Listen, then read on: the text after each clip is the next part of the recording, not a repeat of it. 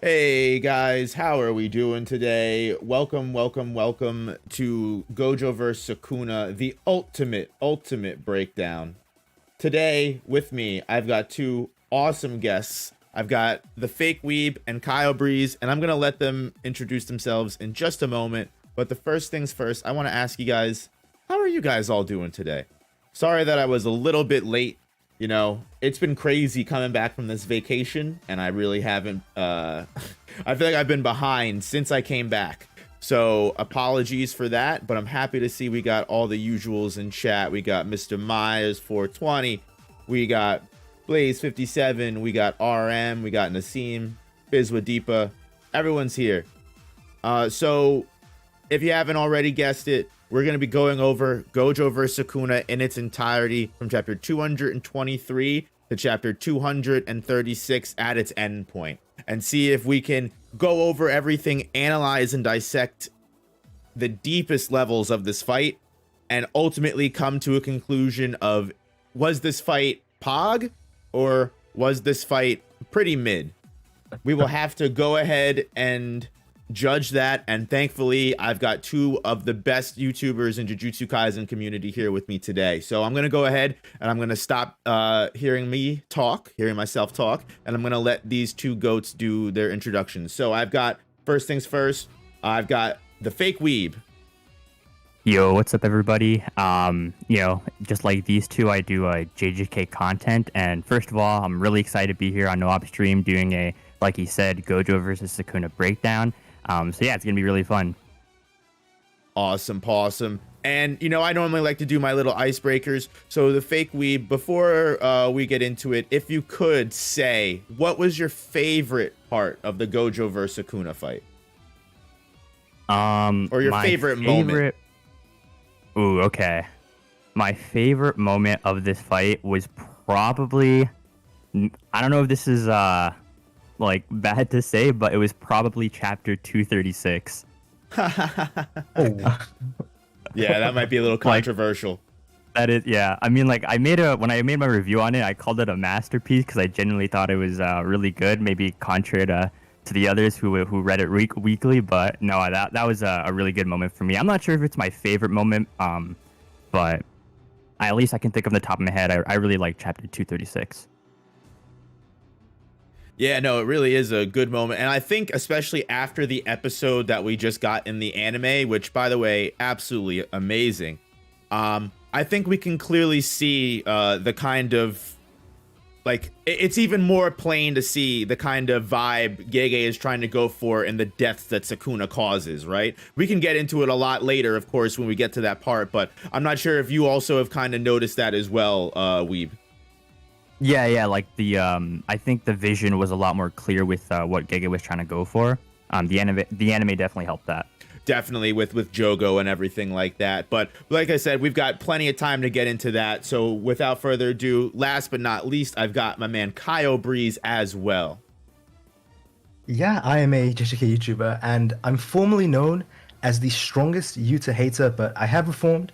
I am now the strongest Yuta defender, allegedly, and I appreciate you having me on. I honestly, the switch up is crazy. I have noticed that, and I absolutely love it. I'm glad that you have seen the light. It only took, 2-3 years or so. I may have another agenda, but that's neither here nor there. Oh God, was this an ulterior motive? Maybe. Oh boy. Well, we'll have to see. Only time will tell with that. First things first, so sorry if I interrupt because I'm gonna be reading donos. We won't have like a Q&A section for this. I apologize. But Jacob Harrison, thank you for the $2. Hope we all have fun. I hope so too. So what we're gonna go ahead and do is, like I said, we're gonna start from 223, and then we're gonna move right into the end of everything. Oh wait, also Kyle, did I ask you what your favorite point was in the fight? Tell me that. It is when Sukuna screamed, Mahoraga, please stop him. I love that panel to death. I can't lie. That is like the one and only moment we've ever seen Sukuna like break frame. Mm-hmm. It's like great. It really is a good moment, especially with how cocky and crazy he is. Like, Yeah. Tiberius, thank you so much for the 5. I'll read it. You know what? I will make a segment for all the donos because I think interrupting every moment just to read the donos is going to be crazy. But thank you all so much for the support. I sincerely appreciate your help. And that being said, we're going to get into it. So 223 is the beginning of everything, the start of the decisive battle in the uninhabited demon-infested Shinjuku. Or what's the other name? Do one of you guys know that they've also called it? In the actual viz, let me see. It's like Makyu something. Yeah, Inhuman Makyo Shinjuku Showdown, and then part 1, 2, 3, and so on. Perfect. So the beginning of that amazing fight. Coming in, we've got Gojo, saying his basically what is we know now the goodbyes to all of his Ijishi, all of his friends, and Utahime and Grandpa Gakukanji are the ones that are going to be helping him amp up his first attack on Sukuna. So do you guys have any thoughts on the beginning of this fight and how this started, Kaiyo? I've seen a lot of people try and downplay Gojo for having assistance in the fight. I would say because it's one of those things where Gojo himself openly says that this attack is just to declare you as the challenger, right? I don't think it's that, I guess the key word fraudulent, right? People love to use that word, especially me, because it doesn't change anything at the end of the day, and Gojo doesn't take advantage of it. It's not like he goes and tries to ham on Sukuna while he doesn't have his arms. If he did that, then it would have been, in my opinion, but I know some people disagree with me on this. Yeah, I know like this was a very controversial moment, but to be honest with you, I think it was a good move. I mean, sorcerer battles we know are not even real like honorable fights. Am I wrong? Like there's supposed to be battles between even what Reggie says is like con artists and deceivers and tricks. So like it doesn't surprise me that Gojo would be like, all right, you know what? Fuck it. I'm going to get first blood on this one. TheFakeWeeb, do you have anything to add? Yeah, to actually add on with you guys, I do remember like while this fight was going on weekly, there was a chapter that made me think before, not now, but like when Gojo used the purple in the beginning, I don't know, I thought at first it could have acted as like a mere test to prove something later on or see something about Sukuna, like, firing this purple would like indicate something to Gojo. I don't know what it was, but like now that the fight's ended, I take back my thoughts and just like you guys came to the simple conclusion that, yeah, like Gojo just used the 200% hollow purple as like a fight opening move, right? Just to like tell or remind Sukuna, as Kaiyo said, he's the challenger in this fight. And I don't know, I like this moment because it's, Gojo is telling the truth, right? It was Sukuna who said to Gojo in the beginning of the series that he would kill Gojo, or he'd be the first one he kills. So yeah, that's when the challenge was set. And so I don't know how to word this, but like purple kind of being this like opening spectacle to like this insane battle. It's like a nice cocky reminder or move from Gojo to Sukuna, just referring that he's the challenger, and I guess you can also take in the way that like he's the underdog in this matchup. I think it's really interesting that you say that because one, in my opinion, you're right. Like it really does set the tone, and it's almost like Gojo saying like, all right, like you said you were gonna kill me, like let's go, like let's see what you're all about. Like it's almost like he's like testing Sukuna. And I also see enemy stand user, shout out to him in the chat. He says Sukuna really tanks a sneak attack off guard, a 200% hollow purple, and refused to elaborate. Which I also think is, I think that was even a huge, which a lot of people apparently have very selective memories when it comes to these things. But like, I remember when this came out, and because Sukuna did take this attack head on with like only his arms getting destroyed, like people were saying that like, oh, there's absolutely no way that Gojo is going to be able to win. And you know what? In hindsight, they might not have been wrong, but it's impressive, like for sure, especially since before this chapter, by the way, because I'd seen a lot of Goku versus Gojo discussions, and people thought Hollow Purple was so powerful and so fast, like it had no speed, you couldn't even stop it, it's reality existence erasure. that they thought it would even kill someone as strong as Goku. Whereas then once we saw Sukuna, this guy is tanking this attack and even reacting to it while it's amped. It was a very impressive feat. I think even when it actually happened during that week, I was defending Sukuna, funny enough, because it's not an anti-feat. If anything, I actually think it's a pretty crazy feat to take it with just your hands. Yeah, because I remember it was literally stated, and it was like pretty much almost, we thought, confirmed that it just deletes everything that it just, like, literally just like Control-Alt-Deletes as it just fucking hits things. Or at least that's how I was explained to it, and that's how I understood it was. So seeing someone actually come out of it alive does change the, like, full ability, or the full capability we thought Hollow Purple had. It's pretty powerful. Yeah. Enemy stand user said, nah, I'd tank it. Yeah, I'd also tank it too. Nah, I'd win. I'd win. But I definitely think it was a great way to start the fight. And the one thing that I think was a really cool introduction to not just the series, but something that we see come up multiple times in this fight, is the first time we ever see a curse technique incantation. Do you guys have any like thoughts on like that being introduced to the series? Yeah, that you're right.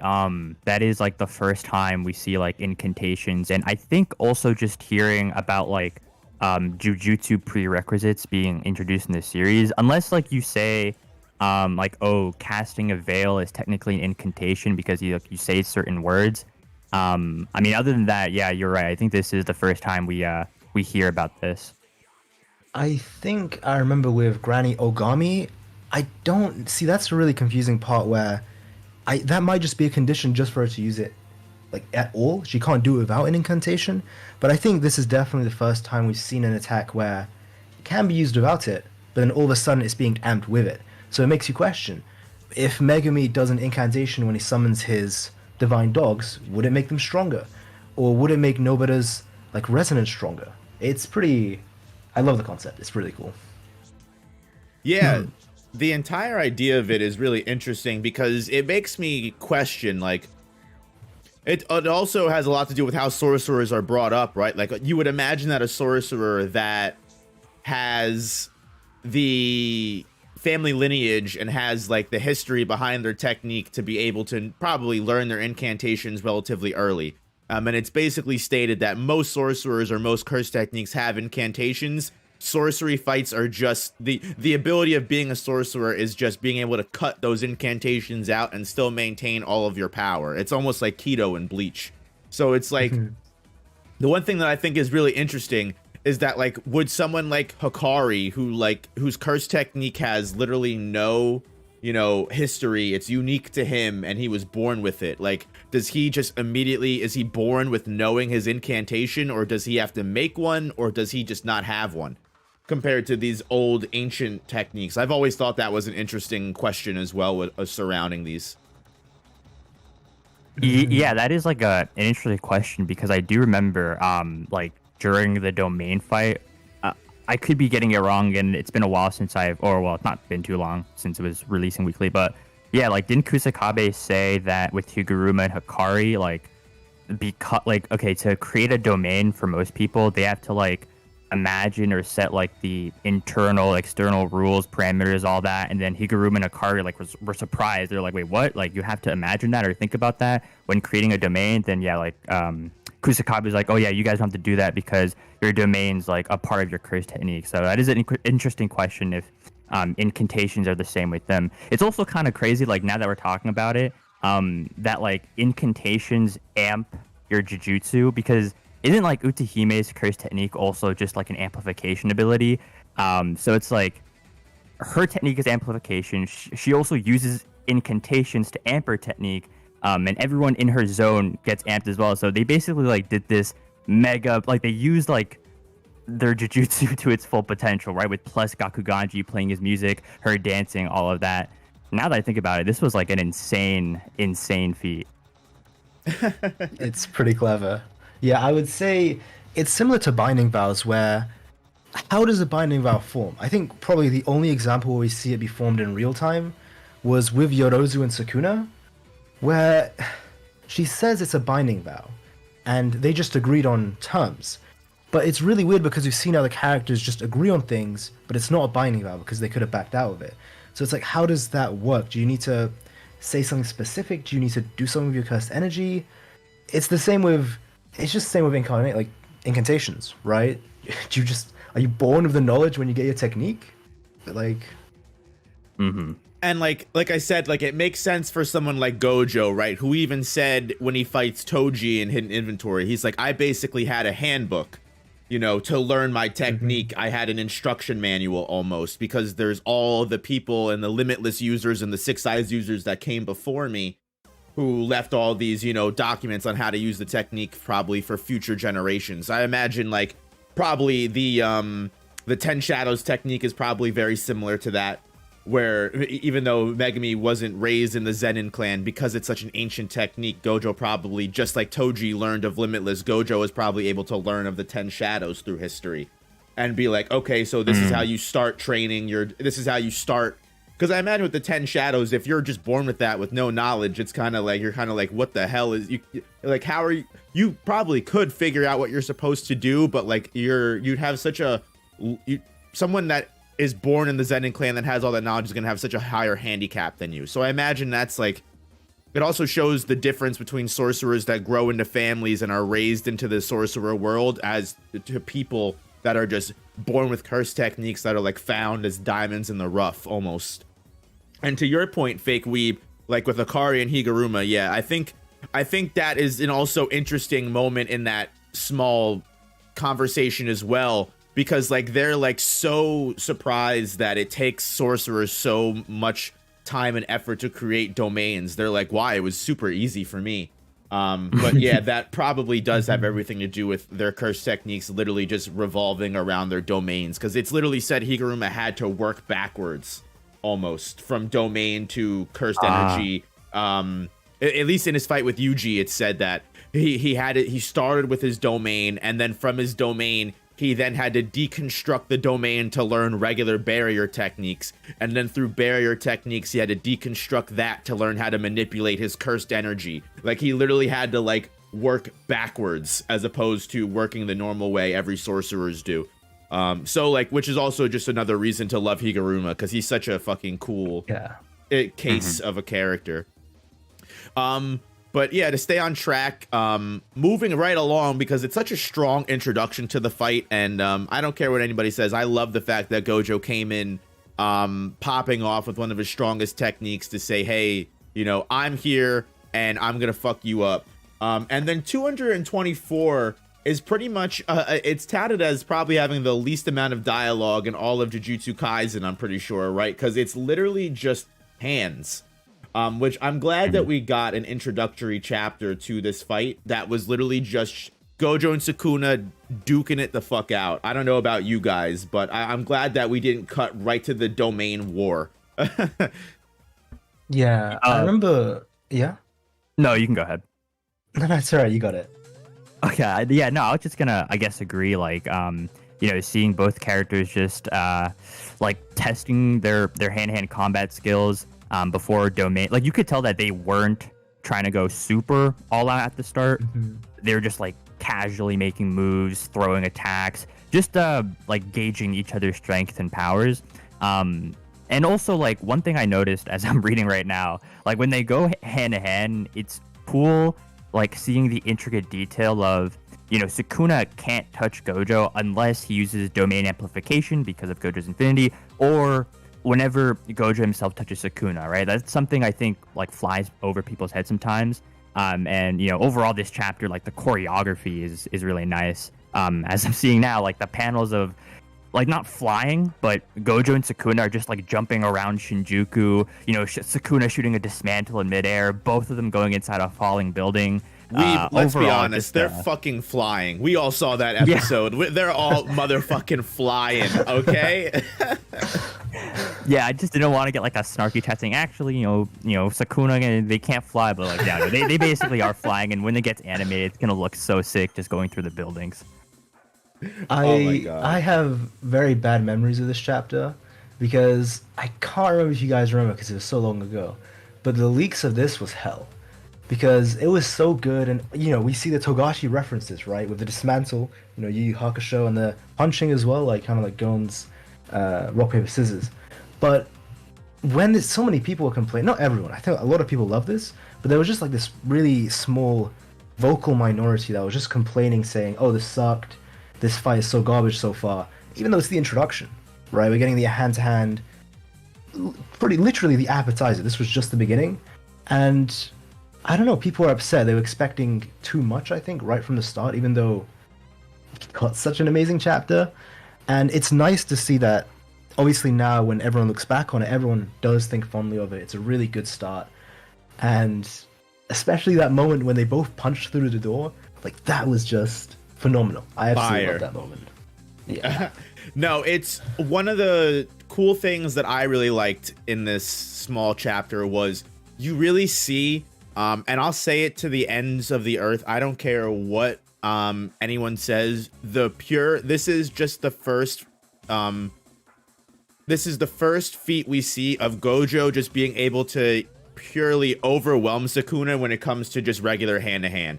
And I'll say it to the end of my life that Gojo was clearly the superior fighter when it came to just straight up close quarters fighting.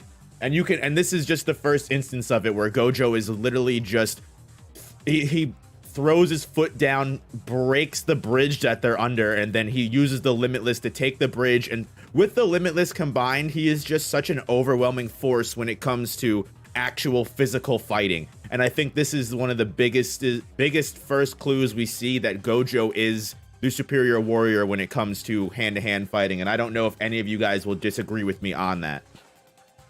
I think you cooked. Yeah, no, definitely not. I think, like you said, not just in this chapter, but like other chapters we'll go into, there are showcases where, it shows Gojo being the dominant hand-to-hand fighter. Also, like, I guess another thing as I'm reading, because I was kind of confused about this when reading it weekly, but now that the fight's ended, I wanted to hear your guys' thoughts. When in this chapter, like Gojo said he went through like special training, because I remember being in the minority of this, at least from what I saw at the time. Like, I think most people's thoughts were that like Gojo's special training was referring to Gojo like training a specific skill or just training something special during the time skip, or that he had trained mentally when he was like inside the prison realm.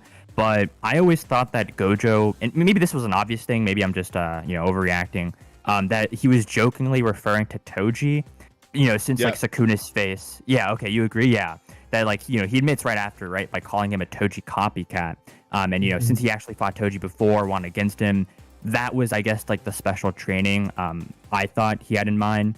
But no, do you guys like agree, disagree? I completely agree with you. I don't know if Kaiyo has a different opinion, but that's immediately what I thought of as well, is because Toji and Megami, even though they don't immediately look like each other, I think he was referring like, oh, I've already had special training fighting Toji. Like, I've already had special training fighting someone of your bloodline. Like, don't worry. Like, I'm not afraid to take you on. But I don't know if Kaiyo has a different opinion.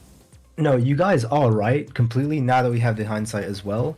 At the time, I had actually thought it was a double meaning. So I thought, oh, he's saying, you're still wearing that face. Obviously, he's referring to Toji, but I thought maybe Gege was hinting or foreshadowing a new Gojo technique or something brand new.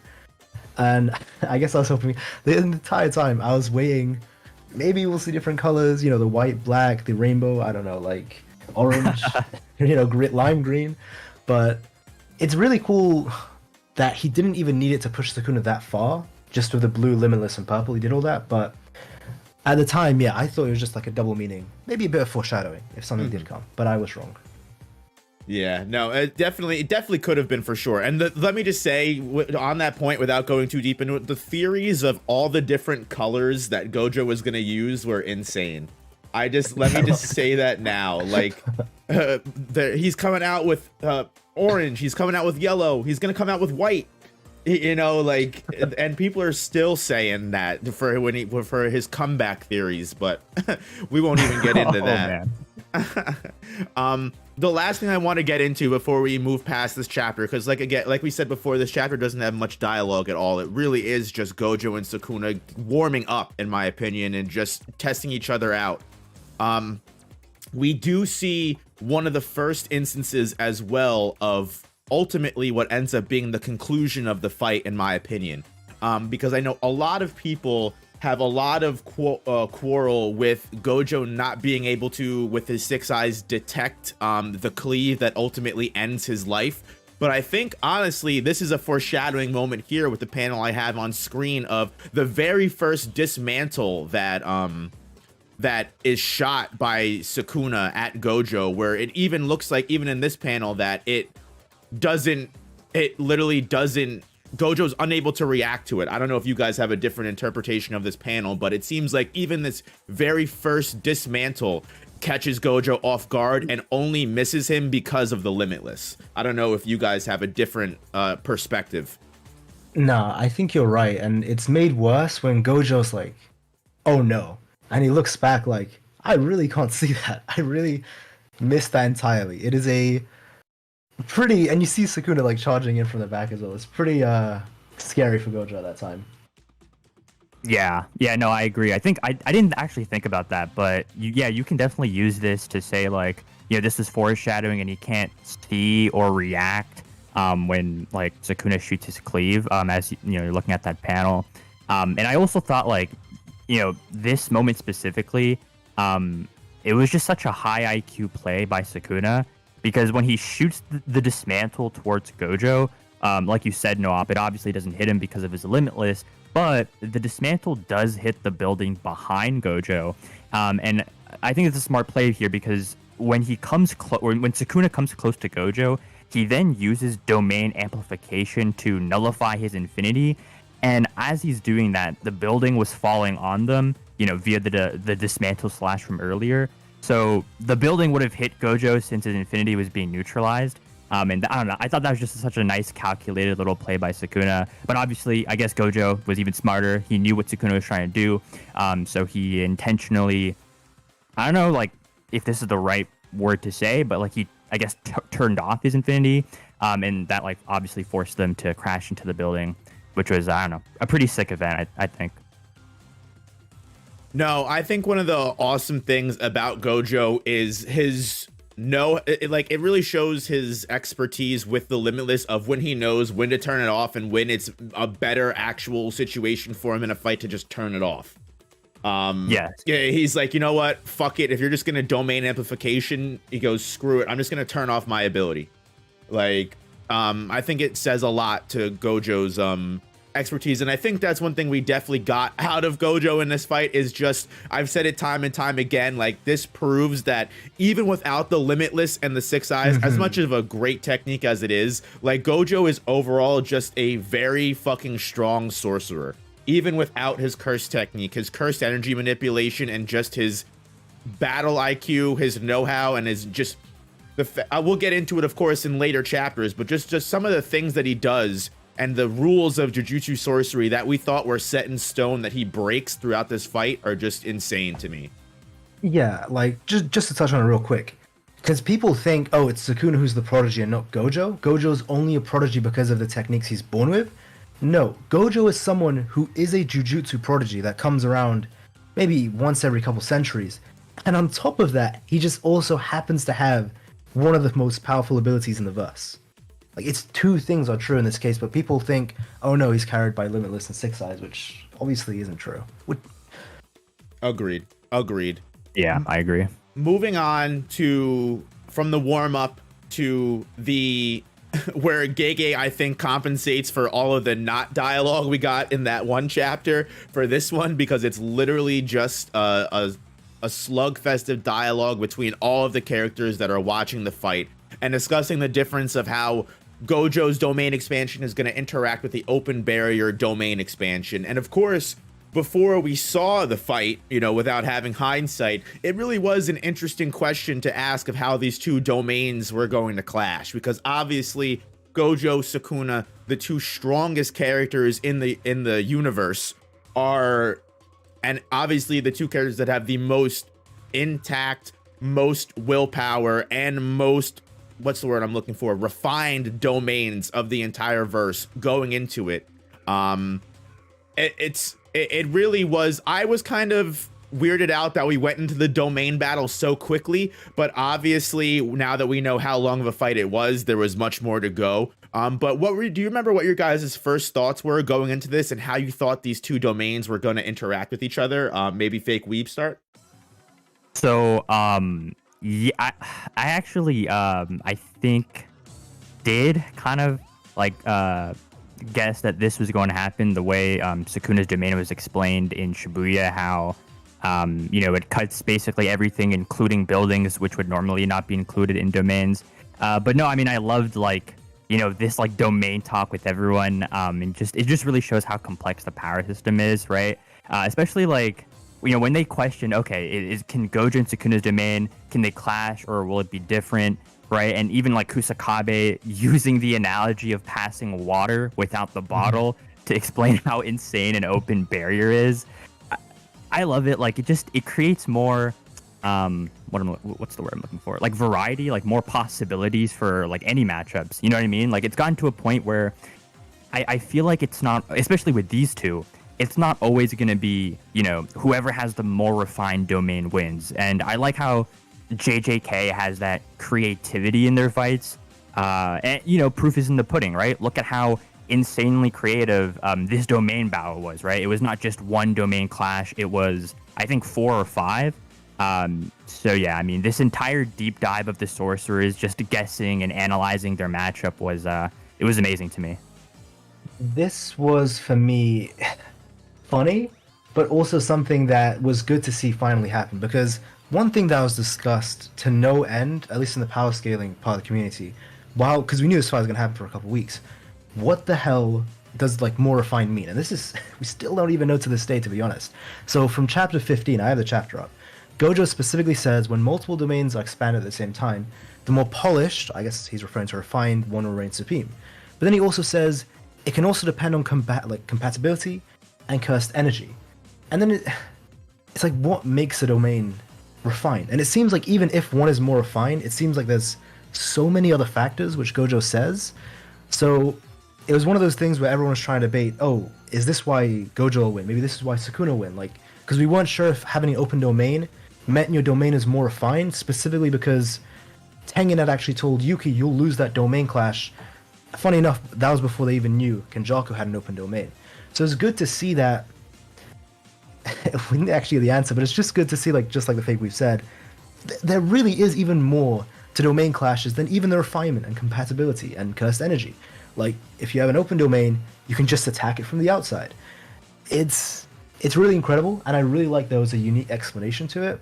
And it was really funny, though, to see specifically certain characters like Choso, Inumaki, and Yuji, who know Sukuna has an open domain and Kenjaku, not tell anyone else while the fight is happening until this day. They had a whole month. And it's still something that I scratch my head thinking about it, because I pray to God they had told Gojo. I still don't know if they actually told him or not, but I hope they did. Yeah, I think that is something that is a little interesting. I mean, they did definitely had a month. Maybe it was just something that, from what it looks like, they did have a lot of separate conversations and separate groups talked. As we know now with the Takaba versus Kenjaku chapter, there was even a smaller subsection of people that were plotting other things that other people weren't even present for. So maybe it was a discussion that, yeah, like you said they talked about with Gojo and no one else. But either way, I mean, even if they had known, it was definitely unsure how an open barrier would interact with a closed barrier. And we got the finest example right here from the start, because it literally ultimately ends up, at least with their first domain clash, with Gojo's barrier shattering and then his head literally almost coming right off from the start. I think to go into a little bit of the domain clashing aspect of things, I think you guys are right. It does really speak to the intricacies and the complexities of the power system of Jujutsu Kaisen as a whole. And I think this fight alone really set apart, I don't want to say die-hard fans, because I don't want to say that we would just love everything that Gege put out. But at the same time, I think it really set aside the people that are in love with the series for the fights and the power systems, and the people that are just casually into the series and read it because they enjoy shonen. Because for a complex power system like this, clearly TheFakeWeeb, Kaiyo, you guys ultimately probably feel the same way as me. Just seeing the different complexities of the way that this fight went and the way that the domains went was some of the coolest shit in the world to me. Just seeing ultimately how, spoilers for the next 2, 3, 4 chapters, the domain clash doesn't just end here with Gojo losing the domain clash and being unable to, you know, beat Sukuna in a battle of domains. We literally get 4 to 5 or 6 different chapters of Gojo and Sukuna consistently switching the conditions of their domain, which is something that we didn't even really know was possible up until this fight. We had no idea that you could take your domain expansion and go, okay, well, instead of doing this, why don't I completely invert my conditions where it's strong on the outside and the attack is weak on the inside? Like, that was something that we didn't even know was possible, because we've always known that domains were weak on the outside, strong on the inside. It's just, I think it really set apart a lot of people, this fight, and specifically for that reason, because if you're a fan of complex power systems, this was an amazing fight, and all of this dialogue and all of this added scaling was just pure bliss to you. And if you're more of a casual reader, I feel like this was all, dude, this is way too fucking much. I don't know if you guys have anything to add or any opinions on that, but that's what it really seems like to me at the end of the day. Yeah, actually, my best friend, she reads JJK specifically just because I like it. But she's a casual reader, and because she doesn't pay too much attention to these things, especially during this fight, every time she would just tell me, what is going on? And even of certain things in JJK in general, like, she didn't understand Kenjaku was a whole separate person, or like what was even going on with that. So I definitely feel like, even though a lot of these things maybe do go over the heads of casual readers, it's still great that it looks like they still enjoy it. Like, they still love it. Maybe they don't understand everything, but they're still having a good time reading. And that is a really good sign of a great author, I think. Like, that everyone can enjoy it. Yeah. Yeah. I agree. Like, I don't know. I kind of feel like if I read this when I was maybe like 11, or like if you read this at the age when you just got into like anime and manga, maybe you wouldn't understand as much. But now that we're obviously, like, we've read a lot of manga as we're older, you know, this is like very, I think it's a complex power system, but it's also very easy to comprehend if you like actually read and pay attention. Like you said, No-Op, I just love how there's so much layers to these domain battles. How you said, you know, they reversed, or yeah, like the attacks from the outside were made stronger and the inside was weaker, and like Sukuna did that by touching Gojo and eliminating the sure hit from the inside, so that the sure hits would get stronger on the outside, and that would like break Gojo's domain. It's just like so much intricacies, layers, and details that goes into these domain battles, and you know, just fights in general in JJK, is that, you know, it made me really like the series. Yeah. And I think ultimately, to continue on with the domain discussion, I think the chapter that we get after this, you know, after Gojo at first gets his neck sliced and everyone was like, oh my god, is this literally the end of the fight? Is Gojo versus Sukuna gonna end in 3 chapters? You guys remember that? That was like such a crazy moment. Like, are we gonna open up next chapter and Gojo's gonna be dead? But obviously he reverse curse techniques himself, and again, I think this is really where we see Gojo shine, and Gojo really show just how powerful of just a baseline sorcerer that he is, where we get that panel of him completely just sliced up and covered in blood, and he goes, you know what? I'm so glad my curse technique is better than yours. And then he just simple domains and takes it over. Like, Gojo really is, at the end of the day, every single segment that Gojo's in, he does have an answer for what Sukuna does, at least until the end. But I love that Gojo, in this chapter alone, he simple domains twice. He just proves he fights Sukuna in the middle of getting hit by Malevolent Shrine and healing himself. Like, who else is going to be able to literally take on the king of fucking curses in the middle of their domain that's constantly slicing you, and you're just healing and just throwing hands with them? Like, it was such an intense chapter and such a good chapter for Gojo. Yeah, I agree. Like that, like definitely most sorcerers for sure. wouldn't survive if they were in Gojo's exact situation, right? Like repeatedly using RCT, also just like being able to keep up with Sukuna and fight hand to hand. I've heard like people say that Sukuna didn't have like the stat boost that most domains would give to their users because like he doesn't have a barrier. But even if that was the case, like you said, Noop, it's still an insane feat from Gojo to survive all this simple domain twice, reverse curse technique, and even obviously the hint we see in the end where he suddenly stops healing and uses the reverse curse technique to heal his burnout technique. Just really goes to show like Gojo's creativity and power.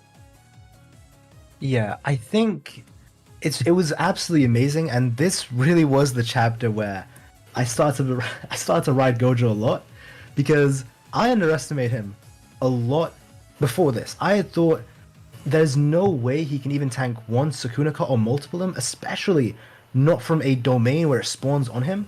I thought there was just no world where he's durable enough to actually tank Sukuna's sure hit just in base, like with no defense, no curse technique, nothing.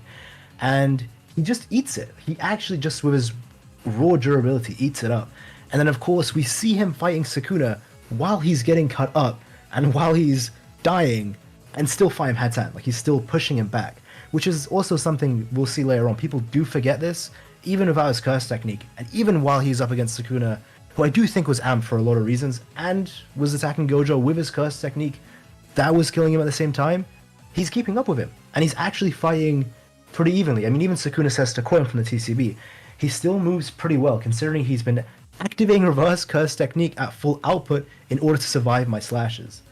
I just thought it was nothing short of phenomenal in this first half of the chapter. The whole chapter, to be honest, Gojo was special, and it was the beginning that we saw. Gojo really does have that dog in him. No, I completely agree. And something that I love, and TheFakeWeeb kind of touched on a little bit earlier, is we do learn two things in this fight as well, and two things in this chapter as well, which is one, we learn that Gojo and Sukuna are just at such an advanced level of sorcery and such an advanced level of confidence that imagine thinking to yourself like, all right, I'm going to purposefully destroy a piece of my brain and then I'm going to regenerate it. Like, and from what Shoko says later, after they do it about 4 or 5 different times, Shoko even says that every time they do it, it's an absolute risk of them accidentally just full on just unaliving themselves.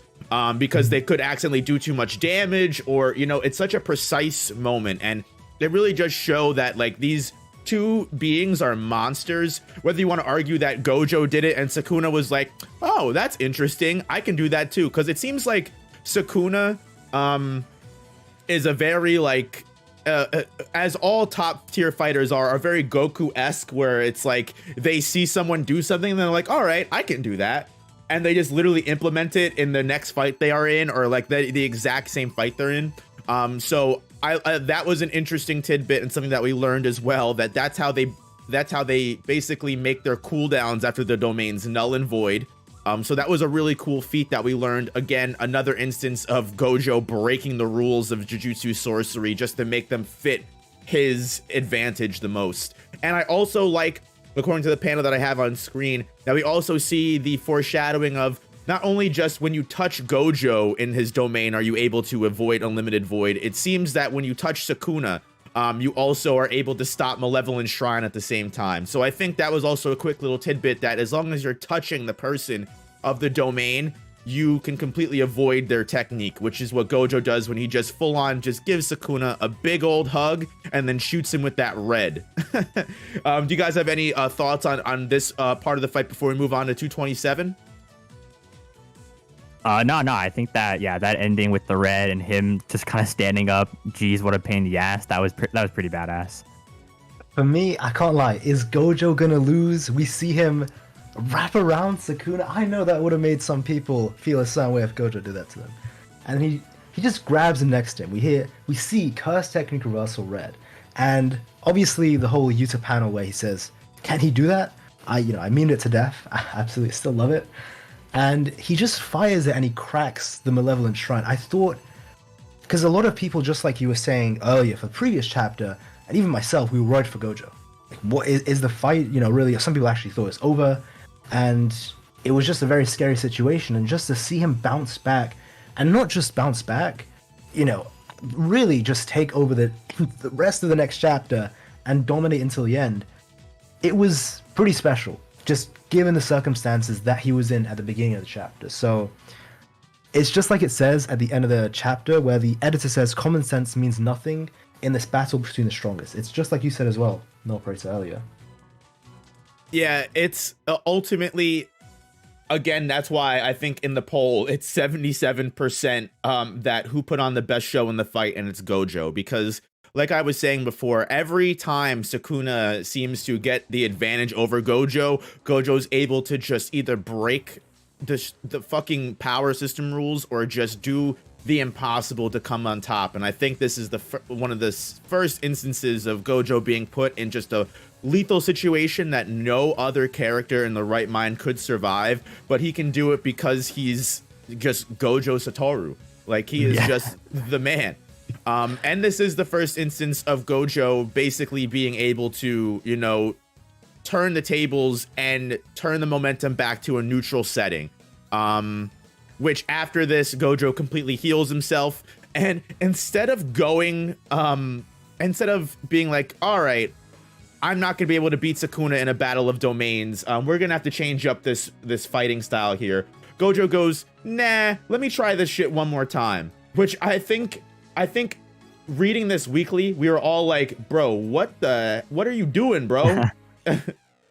But this is the very beginning of all of the domain condition switches, and just the fact of proving like what this level of Jujutsu sorcery is capable of.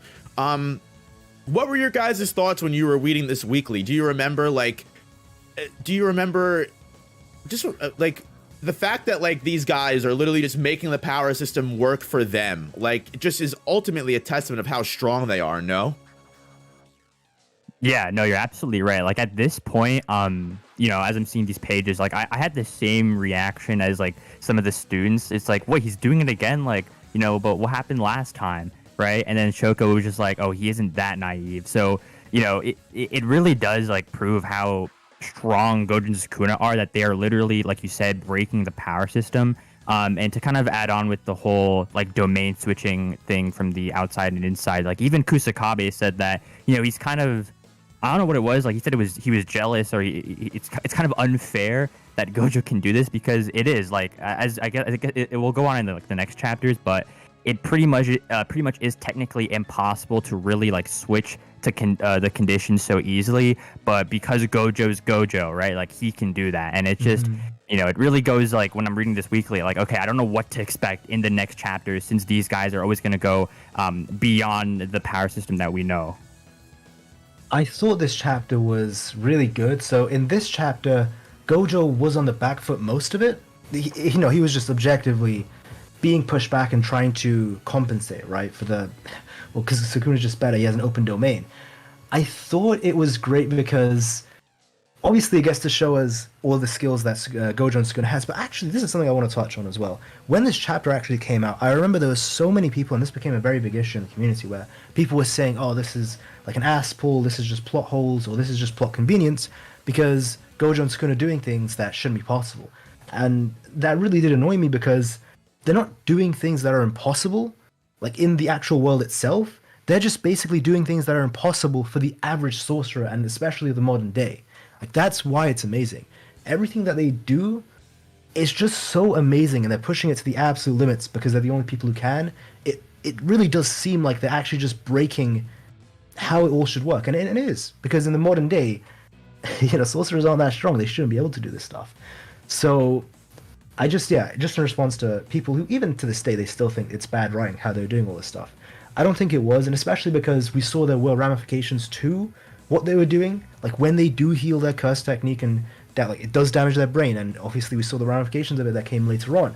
And obviously, like, Yuta himself is foreshadowing it, saying that shouldn't have been normal. And by the way, my favorite panel ever, when Yuta stands up and he looks so worried, that was absolutely new to death as well. I just loved Yuta's reactions during this chapter. But also, Yeah, Gojo was pushed a lot, but it was good to see him still somehow like survive or push through, even though Sukuna was dominating pretty badly.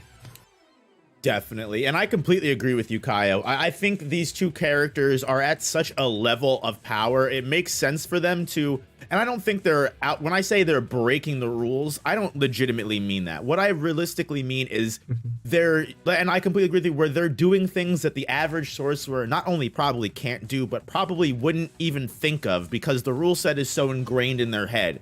But these two characters, they have such a grasp on sorcery. They have such an understanding of everything that not only sorcery is capable of, but what they're capable of.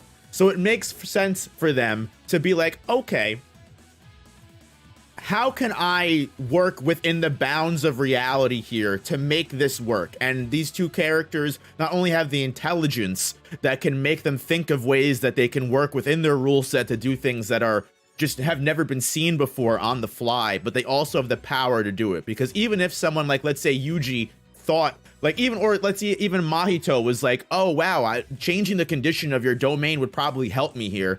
Someone like that wouldn't even think that was possible. Whereas someone like Gojo goes, okay, that might not be possible, but I've got the fucking know-how and the strength to try it. And even Sukuna, we see in this instance where he turns his sure hit effect on the inside of the barrier completely off, so that way the sure hit effect on the outside will hit Gojo's more refined and more reinforced domain barrier on the outside, which it just shows that both of these characters have such a high understanding of everything that they can do. And the domain aspect of everything, I don't care what anyone will say. I think it's one of the best portions of the fight, even though personally I do enjoy round 2 more, which I'm super duper excited to get into. But one thing that I want to touch on before we move on to 228 is I think another cool tidbit that just again is more of a Gojo wank is the fact that like when he gets his domain broken the second time, instead of using simple domain, Gojo's like, all right, well, I'm going to use falling blossom emotion, which is just one, a testament to again how much know-how Gojo has, and 2 is also proving that Sukuna's domain does have it is inferior to Gojo's, because you can't use falling blossom emotion against unlimited void. That's for damn sure. And yeah, no, I'm like, oh yeah, go ahead. No, go on. No, I was just gonna like say, you know, I agree. I'm actually really glad that they brought back Falling Blossom Motion and they had it to where Gojo was gonna use it here. And I also like the fact that, like Noab said, they explained how Falling Blossom Motion wouldn't work against Unlimited Void, but it would work against Sukuna because, like, the way it works is that it counterattacks with Cursed Energy, or it counterattacks the sure hit with Cursed Energy. So it does that with Sukuna's slashes. But since, you know, an Unlimited Void, it's like, it's not really a direct attack. It's more like a sure hit that just immediately affects your mind. Like once you're in the domain, it's like, how does Falling Blossom Motion, you know, counterattack that, right? So I like how, again, it adds even more layers to domain battles and, you know, counterattacks.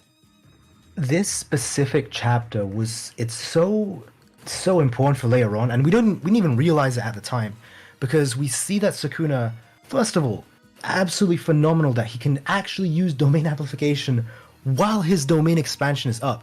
Even Gojo is questioning, like, seriously, I guess it's not impossible, is what he specifically says in Viz. And even in TCB, and even in Viz, he's saying, like what the hell? How is Sukuna doing this?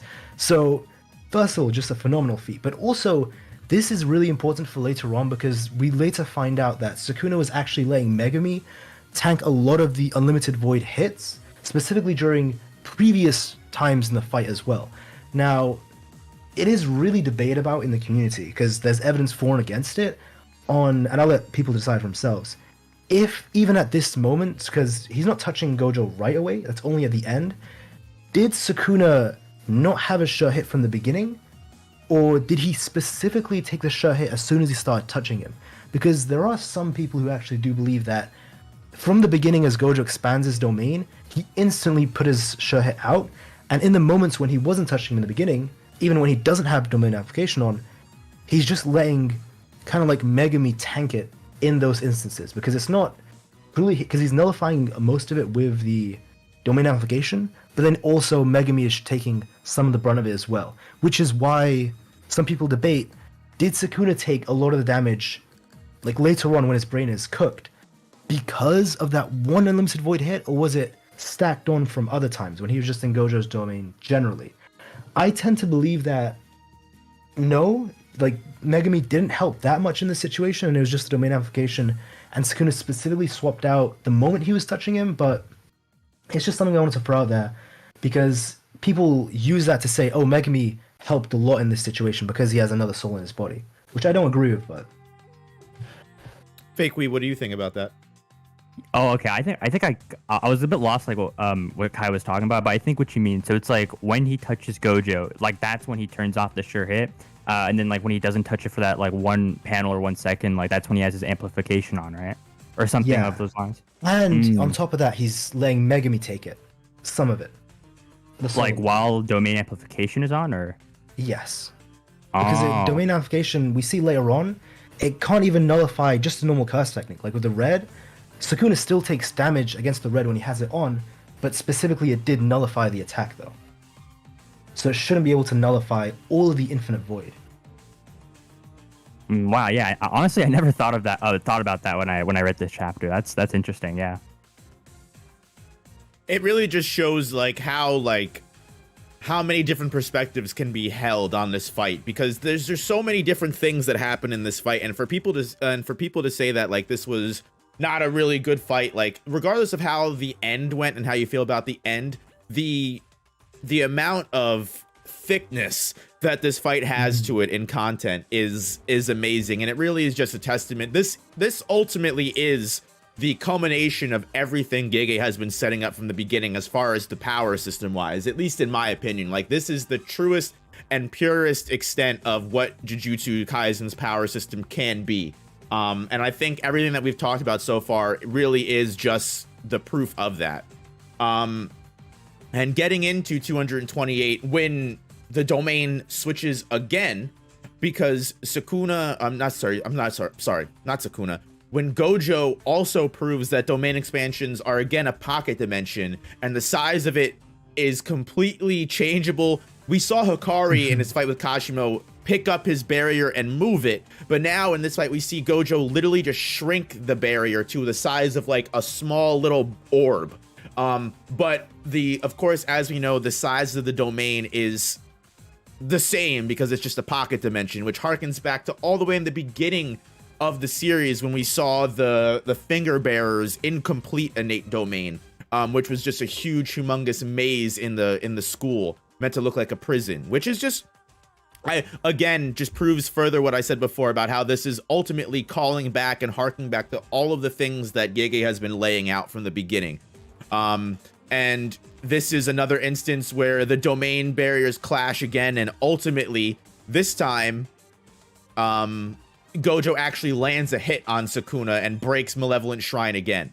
So I see a lot of debate in chat going back and forth about who has the superior domain. And ultimately, because there's only really one more domain clash after this, who do you really feel like at the end of the day had the better domain show out? Who do you think at the end of the day can say they have the superior domain, Gojo or Sukuna?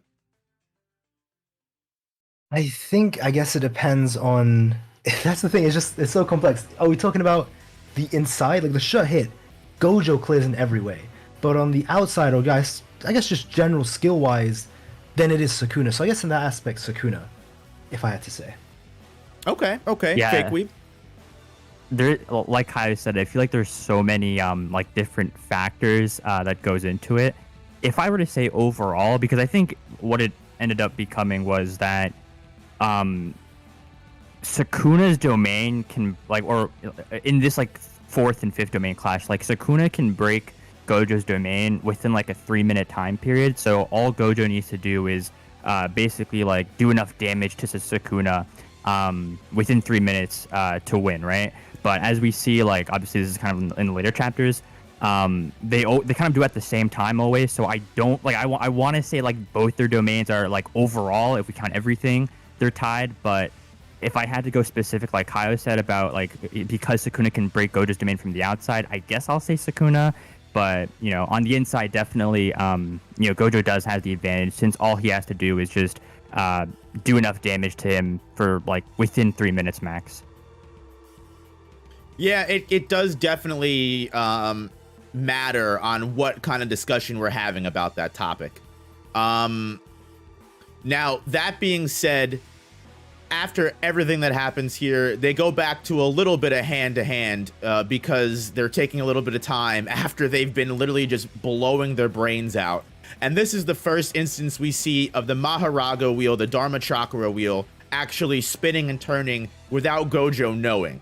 And I know a lot of people were wondering how that was going to play into the fight because, again, Sukuna doesn't immediately summon Mahoraga in that moment. And Kaiyo, you even mentioned it about how the reason why Sukuna wasn't really tanking so much of the Unlimited Void, he really wasn't even taking the hit, is because Megami was ultimately bearing the burden of adaptation while Sukuna was slowly getting used to and adapting to Unlimited Void.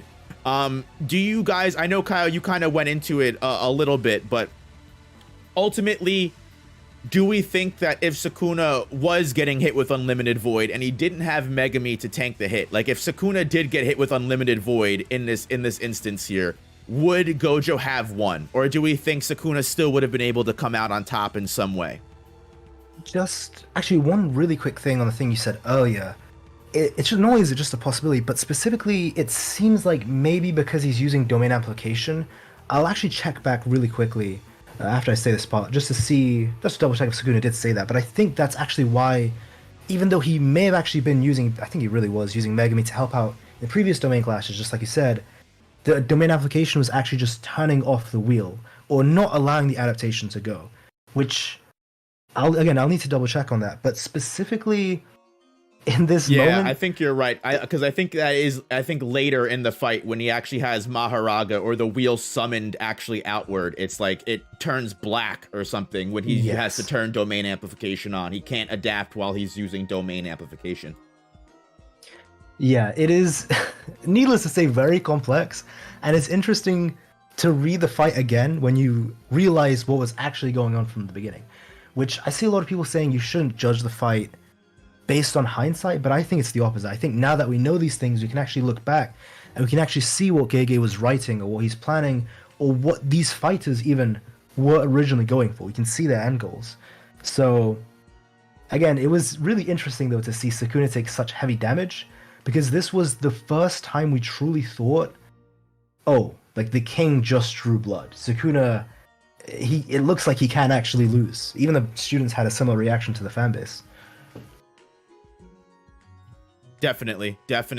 And I think one thing that is also proven in this fight, regardless of the domain, because we definitely talked about the domains a lot in this discussion because there's 4 or 5 chapters and there's still even another domain after this next one here. But I think, again, it's proven just in this small battle that Gojo and Sukuna have inside the domains twice is just Gojo really is the superior warrior when it comes to melee. Like, Gojo takes on that cursed energy, that iconic panel that I have on screen of Gojo taking all that cursed energy into his fists, and he just completely works Sukuna, breaks the domain, they cast it again, and then Gojo is just that split second faster than Sukuna.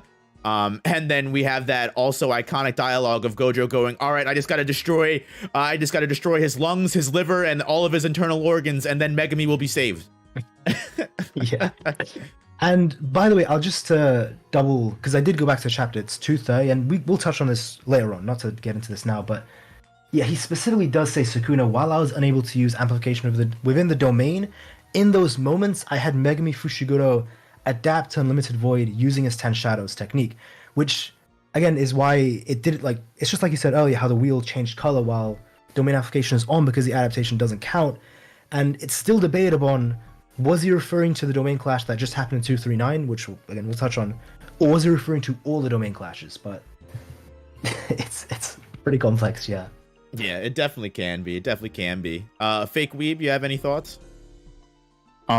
Specifically on chapter 229 we're at. Yeah, I like how they did the like the way they wrote the text, I think all translations did this, where Yes. it shows one of them doing like the domain expansion. One of them like has like a shadow behind it to like convey that one of them said it like just 0.01 seconds late. And I also like how it's not just a Yuta who like notices that, but as we talked about earlier, it's also Higuruma. Like he also catches on to that. So that's pretty cool to see. And this is a really important moment in the fight, because this is that moment where Sukuna could have won early if he wanted to. At least it's debated about. Because, well, I guess it's even during 2 to 8. After their domain clash during then, and before the domain clash during now, people debate perhaps Sukuna could have activated his incarnation just fully healed up, and that actually would have helped later on during the fight, and Sukuna wouldn't have lost later on. And especially it's touched upon when Sukuna loses again during this chapter, and he kind of gets absolutely bodied. We see his face is torn in half. And then they do fight for a while. We don't know how long. And then they cast domain expansion, and we see even the text is overlapped in a very cool way because Sukuna's off. People argue if Sukuna like wasn't holding back because he had to hold back because of the students, and I do agree with this, by the way. I think he could have ended this sooner if he didn't have to hold back. He could have actually just incarnated during this. It's just before the 5th clash, so this is after the 1st clash during the chapter and before the clash for the 4th time that leads to Sukuna getting absolutely cooked. Sorry, the 5th time. And because if he did incarnate, it's possible that he would have been able to cast domain expansion in time, first of all, and he also would have healed up a lot of the damage that he had sustained from the 2 previous domain clashes, which was the reason why Sukuna ended up losing in the end. And all he needed was 20 extra seconds, because he does last 2 minutes 40 seconds, and it's specifically those last 20 seconds that he couldn't just outlast Gojo, because it takes 3 minutes to break Gojo's domain, which is why the Unlimited Void hit him.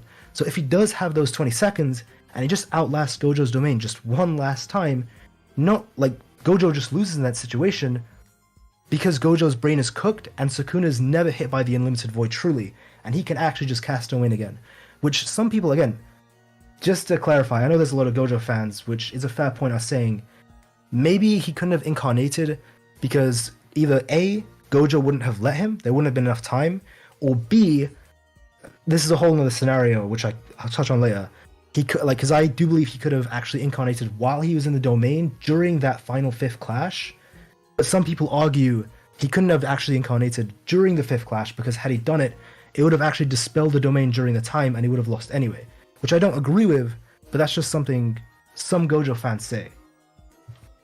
Yeah, I actually do agree, like, with the notion that Sukuna definitely was, like, holding back to some extent in the domain clashes. Like, someone in the chat said, the only reason it took 3 minutes for like Sukuna to break Gojo's domain was because he was not breaking it from the inside, right? Like, I think Gojo even like said in one of the chapters, like, you know, Sukuna chose the harder way, and obviously we know in hindsight he chose the harder way because he needed Megami to adapt to the Limited Void 5 times. So definitely, like, if Sukuna broke the domain from the inside, you know, I guess theoretically Gojo would have lost the clash. So for sure, yeah. I think on the topic of the whole, I definitely agree. Yeah, Sukuna incarnating would have changed a lot of things. I think ultimately, part of the reason of why we know Sukuna definitely wanted the cleave upgrade. We know Sukuna is also a character that doesn't want to just end the fight immediately. Like, if he has a fun opponent, he's literally, especially after getting his philosophy on life after killing Kashimo, where he's like, I'm going to drink the most of the humans until I die. Or like, he's not going to kill someone, especially someone as strong as Gojo, as soon as he can. He wants to see everything that Gojo can do and have the funnest fight that he possibly can. And then as soon as he's seen everything Gojo can do, he's just going to take him out. That's just kind of the kind of person that Sukuna is. He's not someone that's going to resort right to his trump card from the very beginning. Also, on top of the fact that I do think incarnation is kind of a one-stop shop. Once Sukuna reincarnates, in my opinion, I think he's on his last life. Which is also, we'll get into it when it comes to the end of the fight, why I think Gojo's sacrifice, quote unquote, why I think Gojo's loss still means something, and why Gojo versus Sukuna didn't just amount to Sukuna gaining a new ability, getting a power up, and nothing. Gojo did nothing. I think driving Sukuna to the point where he needed to use his incarnation is something that no other person could have done. But I think that's ultimately, like I said, a little bit more what we can talk about in the end.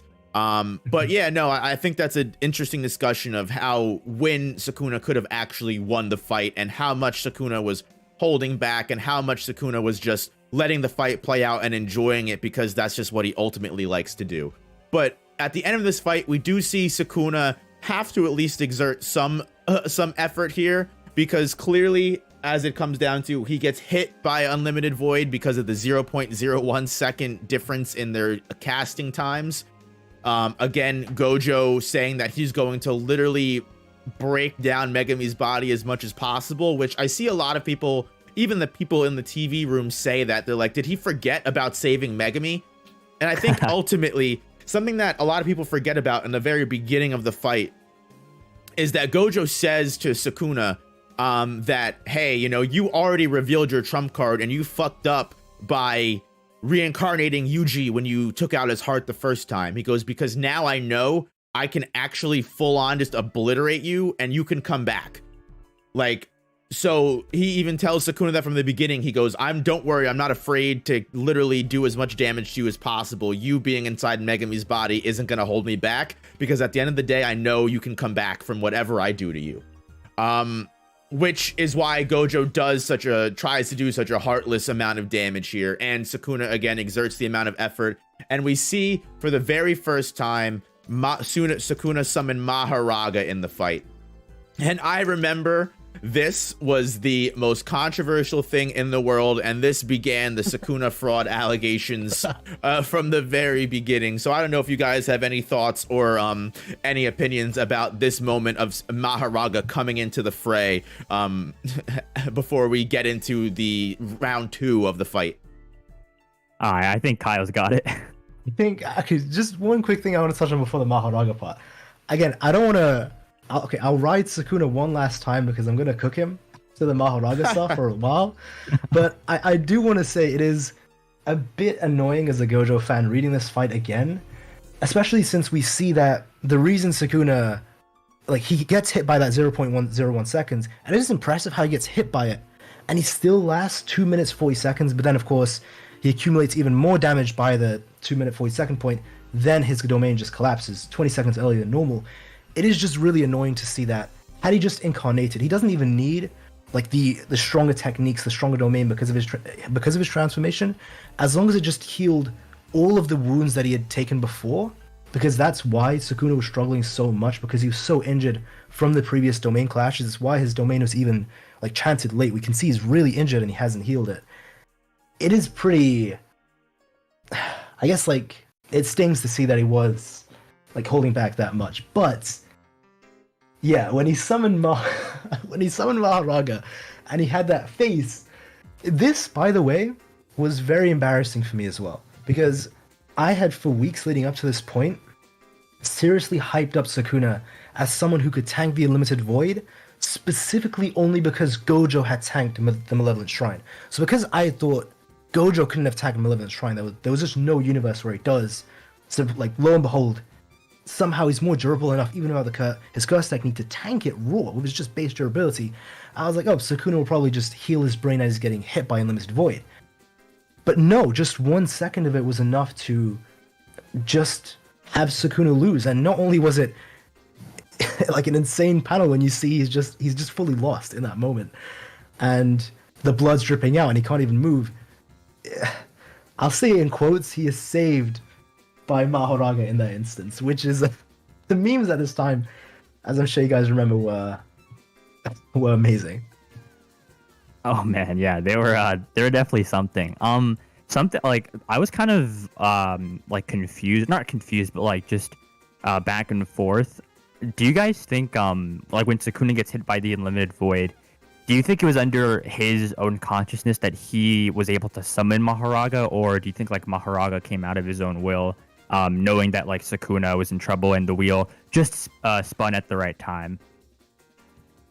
I think he was probably, I think that was like all a part of the, not all a part of the plan, but I think he definitely summoned it of his own volition. I don't think it was kind of like an unconscious Mahoraga came to save save Daddy Sukuna. But you know what? I might be wrong there because that literally is the entire round 2 of the fight, honestly, is Mahoraga going, Sukuna, don't worry, I got you. But we'll get into that a lot later. Yeah, no, I agree with you. I think there was just like maybe a slight bit of luck involved, but it really does seem like it was something that he had planned out from the beginning because of earlier dialogue in 288, where Gojo specifically says, why hasn't he summoned Mahoraga? Where are the 10 shadows? He clearly did plan this from the beginning, but I just don't think he was planning on actually getting hit. It was more so a backup plan, and the fact that it did turn out to go well, because it could have turned out horrendous. Like, he didn't specifically know how long it would have taken to adapt it to the Unlimited Void. Like, it was possible that after he got hit, there wouldn't have been enough time for it to adapt, and Gojo may have just been too fast as he's got a domain amp and he's got the blue, and he would have killed Sukuna before it could have adapted in time. So there was some luck involved, but Sukuna did pre-plan this as a contingency if he did get hit, which I don't think he did on purpose though.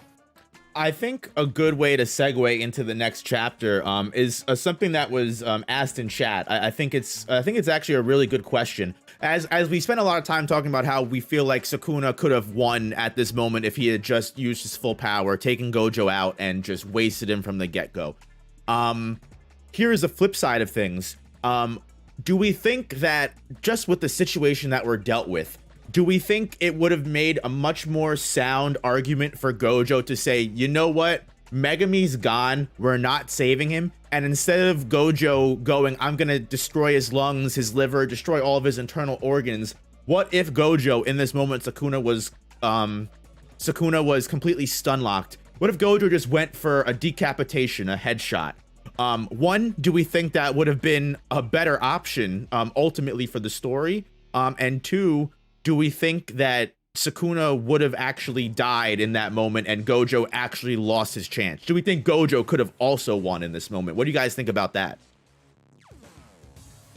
I think that he could have killed him with Unlimited Void, pretty much instantly had he wanted to, but Sukuna was just making, I guess, like a bet or maybe just an analysis of because they want to save Megumi. He was banging on the fact that they wouldn't just delete him from existence and kill Megumi. Wait, are you saying like had Gojo in this moment like decapitated Sukuna's head? Yeah, basically, like if Gojo went for a full-on kill shot and said, you know what, Megumi's done, I'm not trying to save him, and then in this moment when Sukuna was stun locked, Gojo just went all right and cut his head off. I mean, I guess I don't really know. I don't really have the answer to that question, to be honest. I just thought that was an interesting question. I've never really thought about that. I was like, you know what if Gojo did just take Sukuna out in that moment? Like, I think he would have killed him. Yeah. Okay.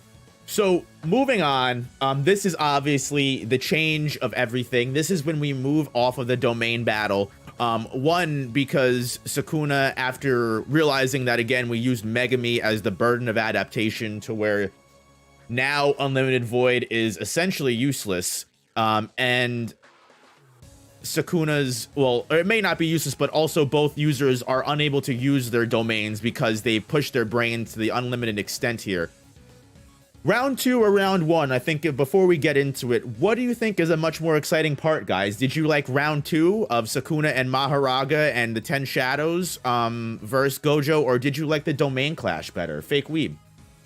Wait, sorry, before I answer that, I hear like a phone ring. I'm just gonna take off my headset and see if that might be me. Okay, Kaiyo. No worries. Yeah, I think it's tough to say because they're both great.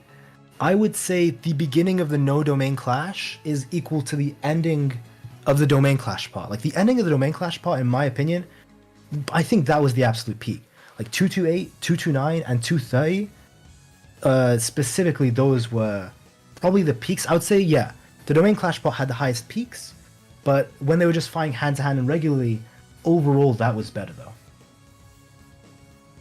Yeah, it's really interesting, and I've been just reading the chapter now. Like it's funny, kind of going into what we were saying, where like Mahoraga showing up does really, you know, put a stain on Sukuna's reputation, because even as Mahoraga is like disappearing, Sukuna's like, hey, you look like you got something on your mind, and Gojo's just like cheekily smiling at him like, oh, nothing, it just warms my heart to see you're being so desperate.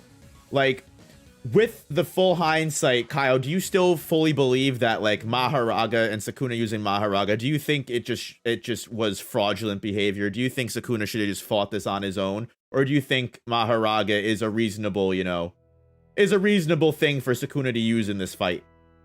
Okay, this is tough. Do I die a fool, or do I do I say what I actually think? Well, to just be honest, I'll just be honest. I don't. This is gonna get quoted, but I don't think Sukuna was a fraud.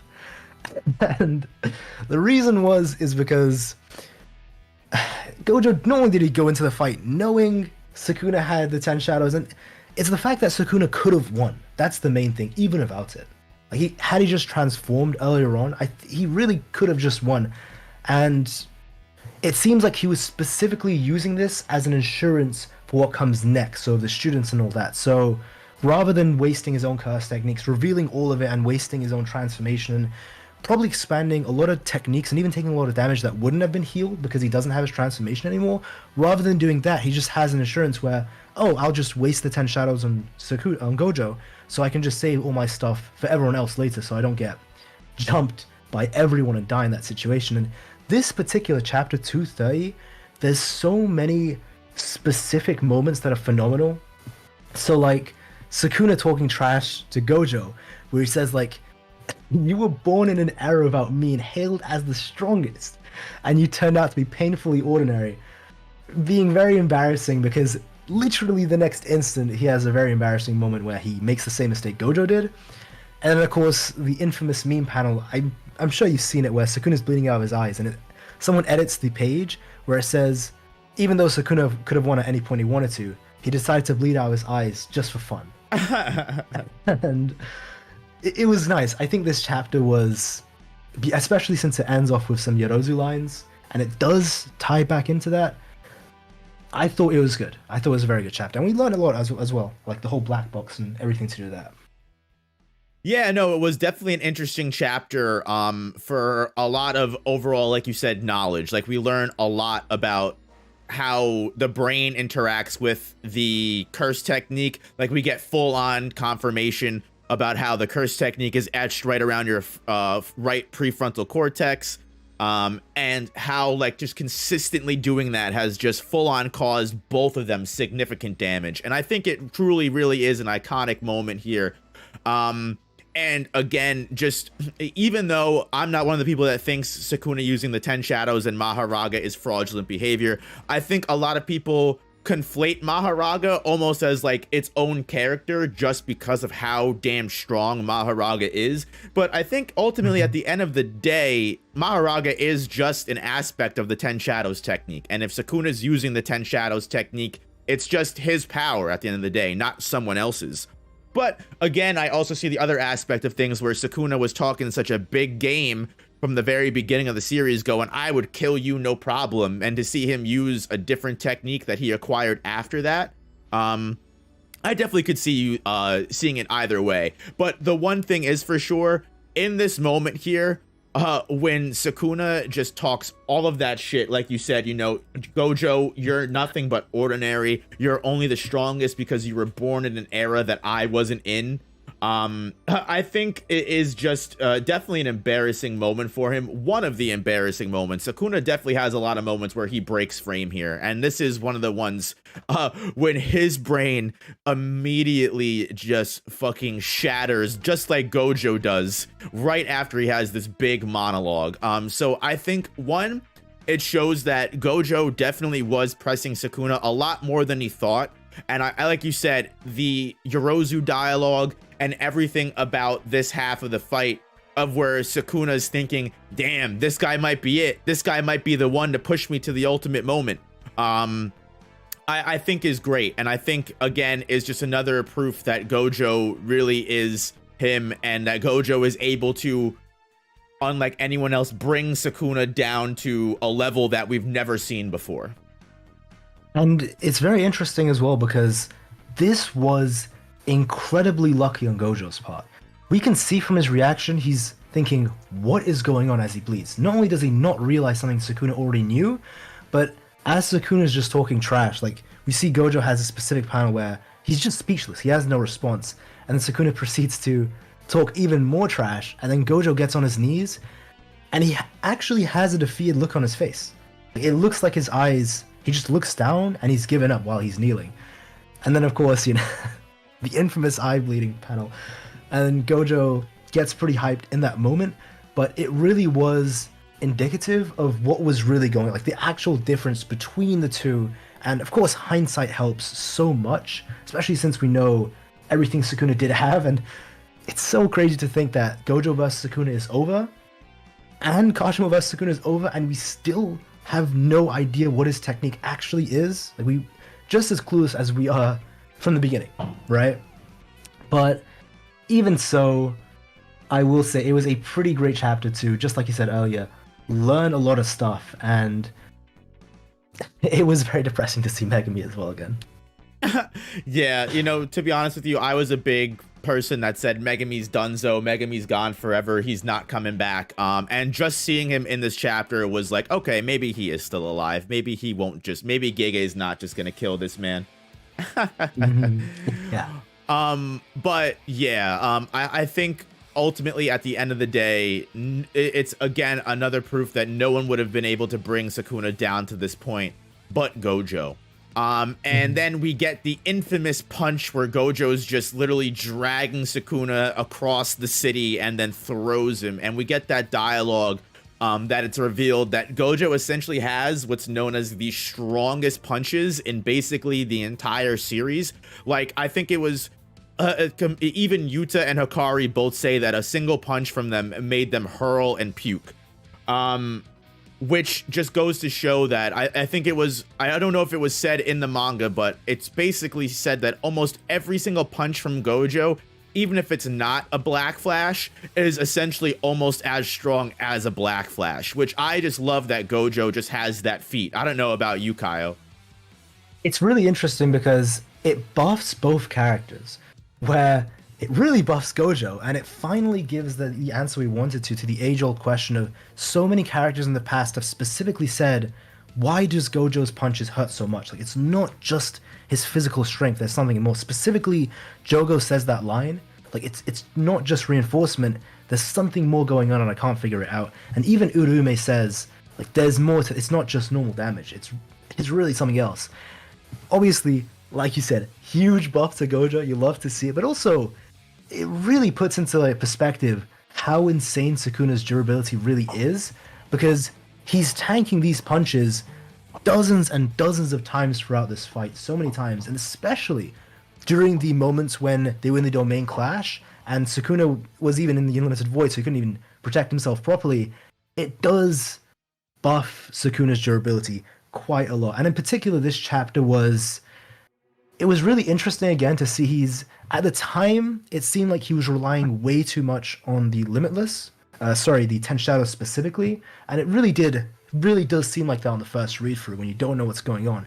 And it seems like Sukuna's needing the 10 Shadows to win, or he can't win otherwise, but it's really interesting how the wheel ended up coming into play, and especially in a way that most people didn't predict how. Like, it works in such a complex way. Sometimes it can adapt instantly, but for certain unique techniques, it can't adapt instantly. It needs like 3 or 4 spins, and then if it becomes too complex, it doesn't adapt the whole curse technique, but only specific attacks. Like, there is a lot into it, and again, I think it goes back to what we said way earlier on in the stream. When you're someone who's nitpicking and taking all of the in-depth stuff, it's really cool. It's really great to read. 100%. 100%. Yeah. The one part of this, TheFakeWeeb, you back? Yeah, sorry. It was my friend was just kept calling me when I hung up the first time. He just kept doing it, but I told him, yo, I can't call right now. Gotcha. I'm back though. Yeah. Cool. Have you been hearing what you're talking about? Do you have any thoughts? Sorry, I'll just answer like the very first question before I left, just very briefly. So I do like round 2 better than round 1, I think. Yeah. Overall, they're both great, but I just like round 2 a bit more just because I like more like hand-to-hand seeing stuff in fights. And then I guess, yeah, just going into this chapter as like kind of piggybacking what you and Kaiyo said, I did like how they brought up like Gojo's punches being like amplified by blue, I guess, and then being a callback to Jogo when he punched him. He was like, wait, what is this? It's not just like curse energy reinforcement or something. It's something else. Same with Utahime. And Nanami describing it as like, I put a lot of great deal into my critical hits, but Gojo just does it as if it's like a run-of-the-mill jab. So, no, yeah, it's a pretty like, Gojo wanky chapter. I love it. Yeah, and even that, and that's a perfect segue too, because this chapter specifically is another big hand-to-hand one, which I absolutely love. It just shows that Gojo again is more than just the Limitless and the Six Eyes. We get this, we get the Hunter x Hunter Killua reference, where Gojo's just moving so fast he creates after images. And even though Sukuna is able to just keep up to a certain degree, again, combine his already amazing physical stats with the Limitless, it just makes him that much more of a threat. And again, his punches and his physical hits alone, just being that he combines blue into not only using his full strength and curse energy reinforcement to push his fist forward, but blue is constantly pulling you with an even greater force towards the punch. It's just such a great way to prove that Gojo is just Limitless has more than just the impenetrable defense. Like, it truly can be used in so many different ways for pure offense. Again, mostly just a hand-to-hand chapter and honestly, a lot of this chapter is dedicated to Gojo and Sukuna just walking through the city, literally just hanging out, talking to each other, which I love that, like, they're both, and then there's also that cool scene of them waiting for the light that starts red and then it goes green and they just start charging at each other. Again, I completely agree with TheFakeWeeb, where like sometimes hand-to-hand fights and just characters literally just going back and forth with each other tend to be the best parts of fights, without all the techniques and everything, just pure fisticuffs.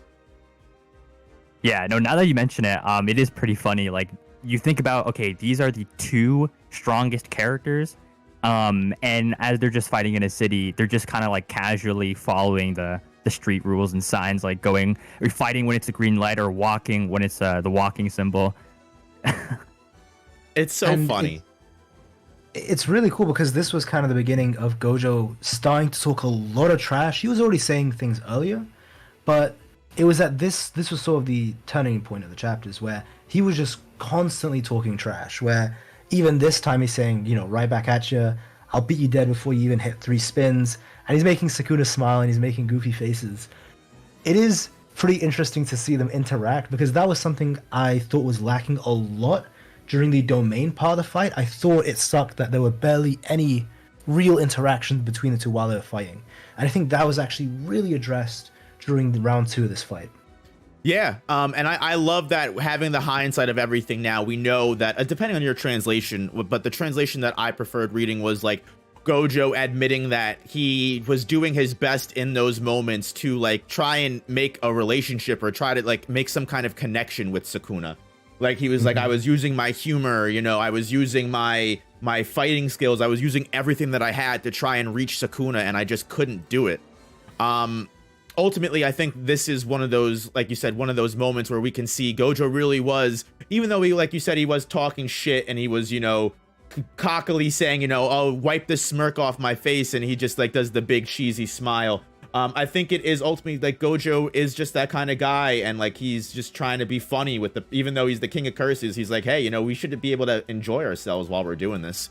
But this part of the fight, and going into what you said also, Kyle, this is the introduction of the final half of everything, where after 3 more spins of the Dharma Chakra wheel, Sukuna is going to completely adapt to, I believe, Limitless as a whole, and be able to fight and actually just penetrate the Limitless defense no problem. So it's really just a countdown against time here, which I think, in my opinion, was definitely one of the more on edge moments of the fight. Round 2 was definitely my preferred moment, as well as you guys, because it was just, we saw a lot more of what these characters can really do. As you see on screen, even last chapter, again, we see the Killua after images.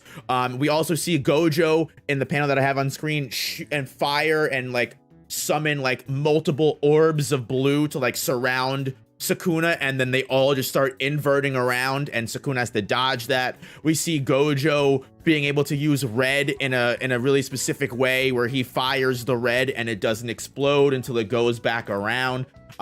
Again, it just goes into the fact that, like, this really was, for Gojo's last fight, the one complaint that you really can't make is that Gege really let this man shine and show everything that he could do. Yes, yeah, I agree. Like, you know, throughout this entire fight, we just saw, I mean, yeah, Noah already explained, saw just so much more utilization of his curse technique, utilization of his blue, utilization of his red, even like way before this chapter. Like in the beginning of the fight, I could be wrong, but there was a moment where even Gojo, like, I think applied blue to his feet. It was like during the casual hand chapter, when Gojo would stop at the ground. Yeah, I always thought, like, okay, I read that at first and I was like, is Gojo kicking Sukuna? No, he's just like stomping at the ground near Sukuna, and I would assume he applied blue there, because it's like it causes Sukuna to stumble or, you know, lose his footing. So even, you know, here, like you said, creating these multiple orbs, or having the red not explode until it circles back and hits Sukuna from behind, it's just like, I'm glad that we just got to see more creative utilization with this technique, because before coming into this fight, I'm always thinking, okay, what new things are we going to see from Gojo? And like we kind of discussed earlier about the memes, are we going to see new colors or just like some new applications or new ways to use his already known abilities? And, you know, I like that we got to see that in this fight. Yeah, this chapter, for so many reasons, is one of the best chapters, easily, in my opinion. Not only is there the whole, it's like, it's keeping you at the edge of your seat of, oh, that's the third adaptation, he just needs one more, so Gojo needs to finish it quickly. So it really stresses the reader out, and, you know, it makes you think, oh, can he do it? Is he going to kill him in time?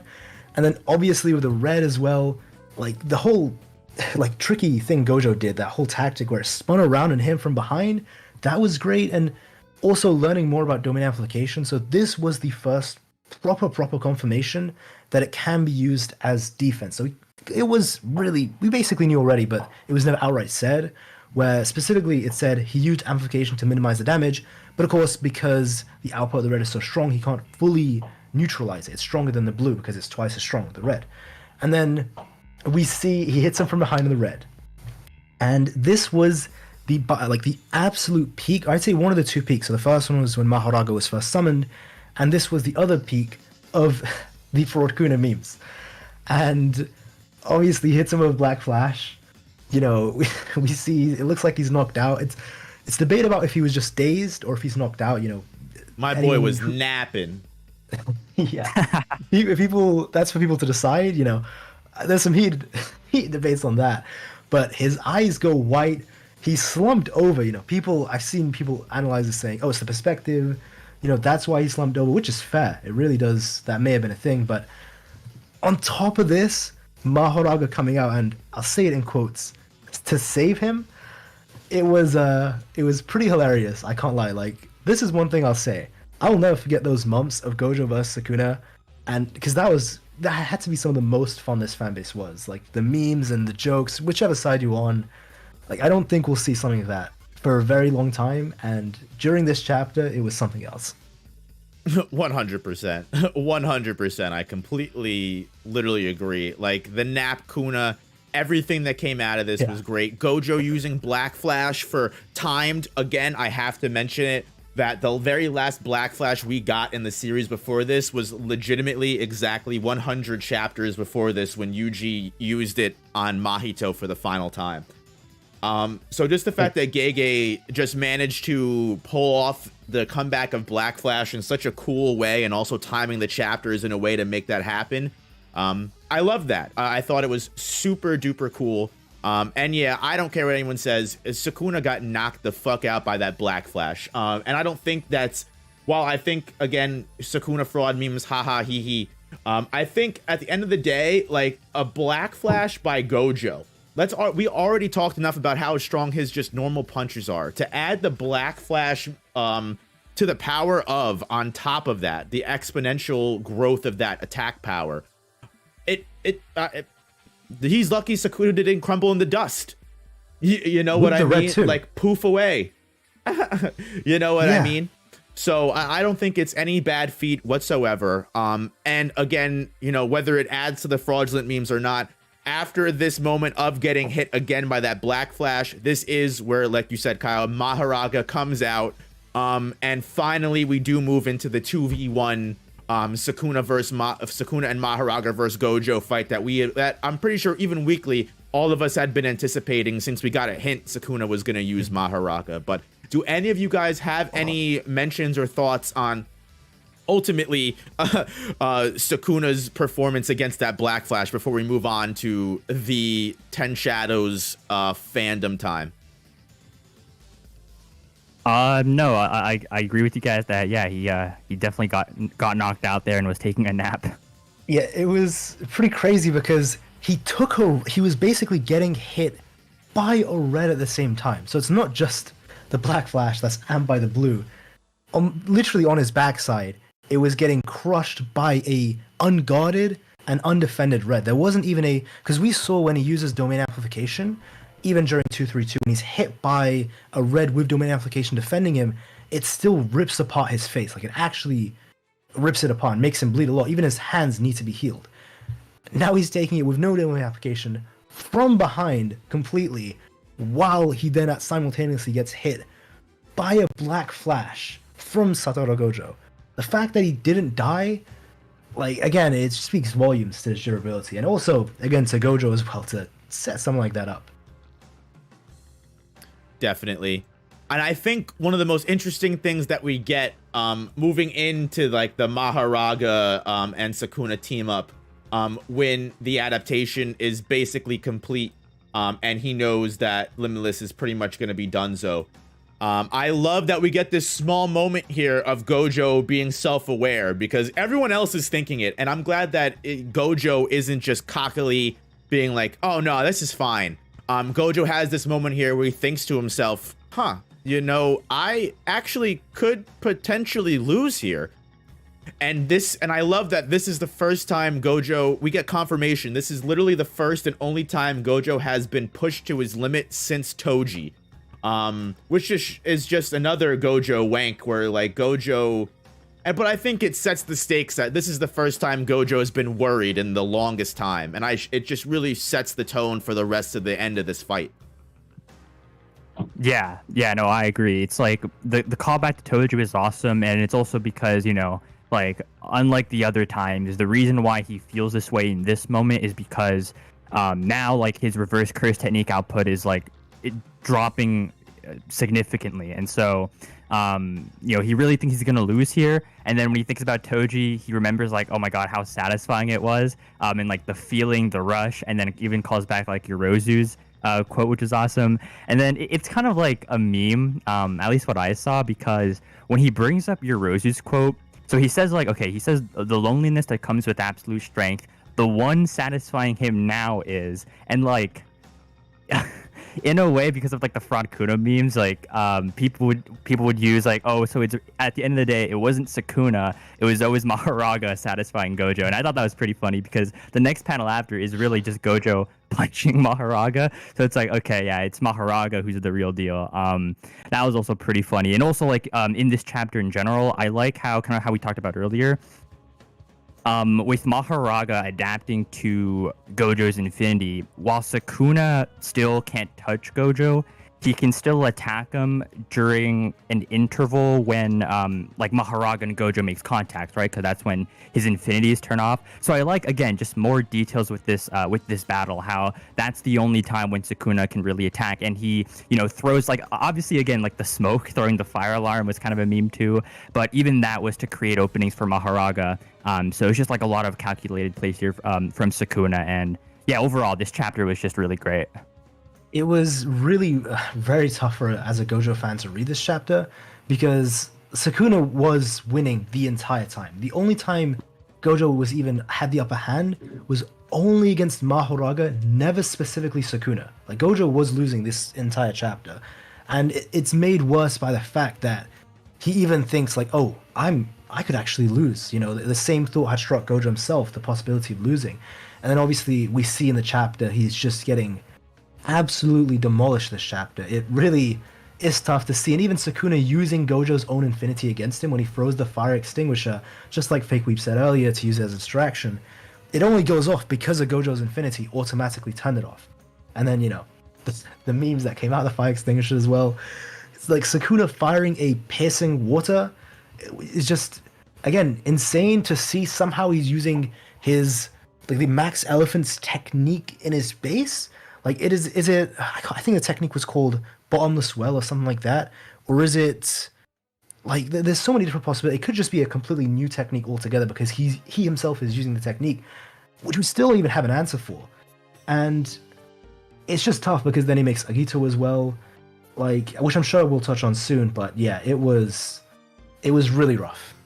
Yeah, two things that we got out of this chapter that I absolutely love. And to just segue right off of you said, yeah, the Sukuna using piercing blood, or the piercing blood-esque water, Max Elephant water stream, again, just goes into how strong these characters are. Again, it's kind of like the Goku effect, where in Dragon Ball Z, Goku just fights people, sees them use a move, and goes, okay, I can do that, and then just does it. Like Solar Flare, he does it with so many other, like the Spirit Ball, he does it with so many small things. And I love that that's an influence, and it goes into a lot of these battle shonens, because I think it's one of the coolest things in the world when a character can use an ability that isn't theirs just on the fly, just after seeing someone else do it.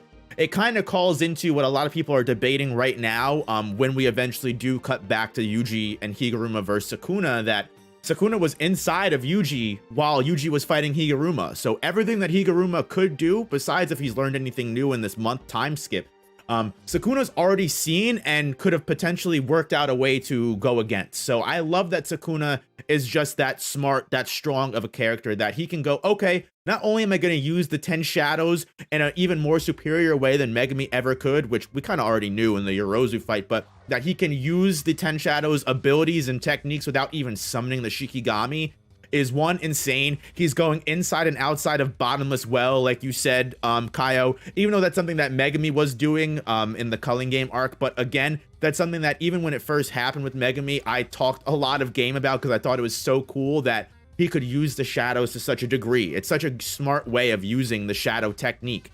But another thing that kind of FakeWeeb touched on, that I wanted to go into as well, is the fact that Gojo, even in this low state where he's super low on cursed energy, and he's just running out of everything that he can do, Gojo still shows his superiority in battle and in sorcery fights with, he goes, okay, well, my cursed energy output's kind of low, so again, I'm going to start using incantations and callbacks to improve the output of my curse techniques. Like when he uses the curse technique incantation for red when he's trying to shoot it up against Mahoraga, because he knows Mahoraga is going to be able to tank a red no problem. I think that just, again, just to wank Gojo off more and show that he really is able to take any dire situation and turn it into the best situation that he possibly can. And again, one little aspect that I love is that every aspect of red has its own incantation. Every aspect of Limitless, red has its own incantation, Hollow Purple has its own incantation, and blue has it, which I think that's really cool as well. Yeah, I agree. It's like, especially later when he does the incantations for purple, like, he says the incantations for blue to let, like, Sukuna's piercing water, instead of hitting the red, it goes to blue. Like, just having, I guess, different or separate incantations for like each attack is better, because it's like, okay, if you want to increase one of his abilities and he set the same incantation, like, what is it going to be, right? So I do like how each kind of have its own chance. And this chapter did provide the mother and father memes of Sukuna. Oh yeah, where Gojo does say, dude, you look like a little lost alien boy. And we see the panel, Sukuna outright says it's a 3v1. It was pretty funny, I can't lie. And of course, seeing this whole new beast form, like Fusion Beast Agito, was really cool, because again, we're seeing stuff we've just never seen before from the 10 Shadows. I guess we've seen Totality, but never to this extent, where it really is just creating this monster that, at the time it seemed like maybe it was at least close to as strong as Mahoraga. Well, now we know it isn't, but it was still pretty powerful considering how it was actually matching up against Gojo. And especially with the ending of this chapter, it was such a like cheeky cliffhanger because he says, "I gotta sell this with my unlimited holo technique," and I'm curious to see what you guys are gonna say about how your reactions were at the time. But for me, specifically because the wording was different for Viz and TCB, I thought, maybe this is a new technique. But I mean, yeah, it wasn't. It was just holo purple, but going in all directions. Yeah, I also I thought it was gonna be something related to purple. I didn't get it right. Like I didn't know what it was. I guess it technically is. Well, I don't know if it's like a normal purple. I guess it is in a way, but the way I guess he builds it up and creates it was something we've never seen before. I kind of had a feeling it was purple, just said in a weird way. But ultimately, the fact that Gojo even knows at this point, he goes, all right, well, I'm pretty much fucked unless I go all out here. This is my last chance to really finish things, because the fact that Sukuna does call out the mother and father here of the 10 shadows, I absolutely love that. Again, we see Sukuna use the 10 shadows in ways we would have never even thought were possible, where he just basically summons a totality beast of almost like 5 Shikigami all put together, even one that we haven't seen yet. It's just super cool. I thought it was an awesome way to continue the fight and just spice things up. While you want to say, okay, Sukuna needs all this backup, again, the 10 shadows, I don't think, if you want to say, because then at that point you're saying Megami doesn't win any of his fights and Megami always has backup. You know what I mean? I think the Shikigami, I don't think are fraudulent behavior too much, but I think it even goes to show just how serious the last aspect of this fight truly was, because this is the first time where a character from the TV room, Yuta specifically, goes, nope, all right, I'm going in there. There's no way. Yeah. He's like, I'm helping out Gojo, and none of you guys are saying shit. And Kashimo's like, absolutely not. Yeah. Go ahead. Yeah. No, you got it. No, I was just gonna say, like, I like how it really shows the difference between like a modern sorcerer and an ancient sorcerer's perspective, because obviously Kashimo being like ancient, he's a warrior, he's someone who really respects, or like he respects a man's battle, right? Like when Yuta just wants to go in there and interrupt, he says like, no, don't get in the way. This is Gojo and Sukuna's fight. It would, like, I guess, lose their honor. And so I really like how it shows a difference. Even I think in the end of their conversation, when Yuta's like, damn, like burden, and then Kashima was like, damn, are all modern sorcerers this dense? So I really like that, I guess, the showing and difference between, again, a modern sorcerer from the ancient times, an ancient sorcerer from the past to a modern sorcerer right now. I absolutely love the first page of this chapter where Kashimo sat him down. He really did sit him down with that line. And I know I'm going to get cooked by Yuta fans. And the Kashimo fans either don't exist anymore or they're in hiding. So I salute to any Kashimo fan who's watching right now. We had a good run. But because I want to say, though, okay, it's a bit off topic, but it is pretty... it sucks how people view Kashimo looking back at the series now. Even his 5 Hakari, they just downplay him so much.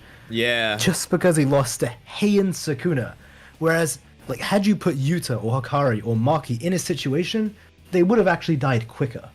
Like, or at least in the same way, like, it would have just been an instant death. But at least it was really cool to see, like, people actually contemplating now, is Gojo actually going to lose? Do we need to go out? Yuji saying, go for it. Maki saying, no, I'll go. And then even Kusakabe, like you said, is saying, no, you guys don't even know what you're talking about. And then even, it's like Hakari is saying, no, he has in his sleeve, like an ace up his sleeve. There was just so much going on. And I feel like that really did heat up the battle when we actually went back to it. Because now we're really thinking, like, this is the finale. And, like, just to go off of what you just said, yeah, like Hakari even saying that, hey, look, Yuta, we were told not to jump in unless Gojo gets weaker than we are, or Sukuna gets weaker than we are, which I think is another aspect that proves how crazy this fight even is. The fact that these two demons, who are literally probably exhausted to the brink and pushed past limits that they've never even reached, or at least Sukuna hasn't reached in years, Gojo hasn't reached in 10 years, Like that both Hikari and Yuta are like, nah, we still aren't strong enough to be in this fight. It really speaks volumes to just how powerful and how much of a gap there is between Gojo and Sukuna and even just other modern era special grades. It is one of the things that I love, and again, it just adds stakes to this fight, as you said, Kaiyo. It just makes things, when you cut back to the fight, show how desperate they are. And you can even see how desperate they are with just Gojo tossing back and forth with these two giant Shikigami while Sukuna just tries to get pop shots in between.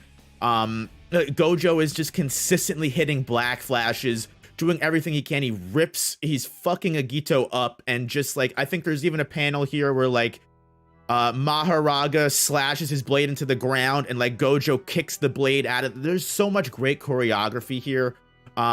And again, Gojo's just showing how he is the strongest sorcerer of the era, even in these terrible situations that he finds himself in. Yeah, I agree. Like, man, the choreography is amazing. This is a little bit off topic, but when you even like look at the latest anime episode we got, there's just something about me where I really love seeing shonen fights taking place in like modern cities and stuff. Especially when in the latest anime episode when Sukuna was throwing Jogo around and we saw like just the view of multiple buildings and stuff. Like, I don't know, that aesthetic is so cool to me. So when I'm looking at this fight in this specific chapter, like Sukuna and Mahoraga and Gojo and Agito, they're all like fighting on a building, and it's just like, even throughout this entire chapter, they were on a bridge or on the sidewalk, right? Like, this just entire like city location I really like, and I think when it gets animated, it's just gonna be definitely one of the best looking animated fights, and just one of the best fights in general in shonen, because it's surprisingly, like, JJK I find is one of the few animes that actually does take place in a real life location,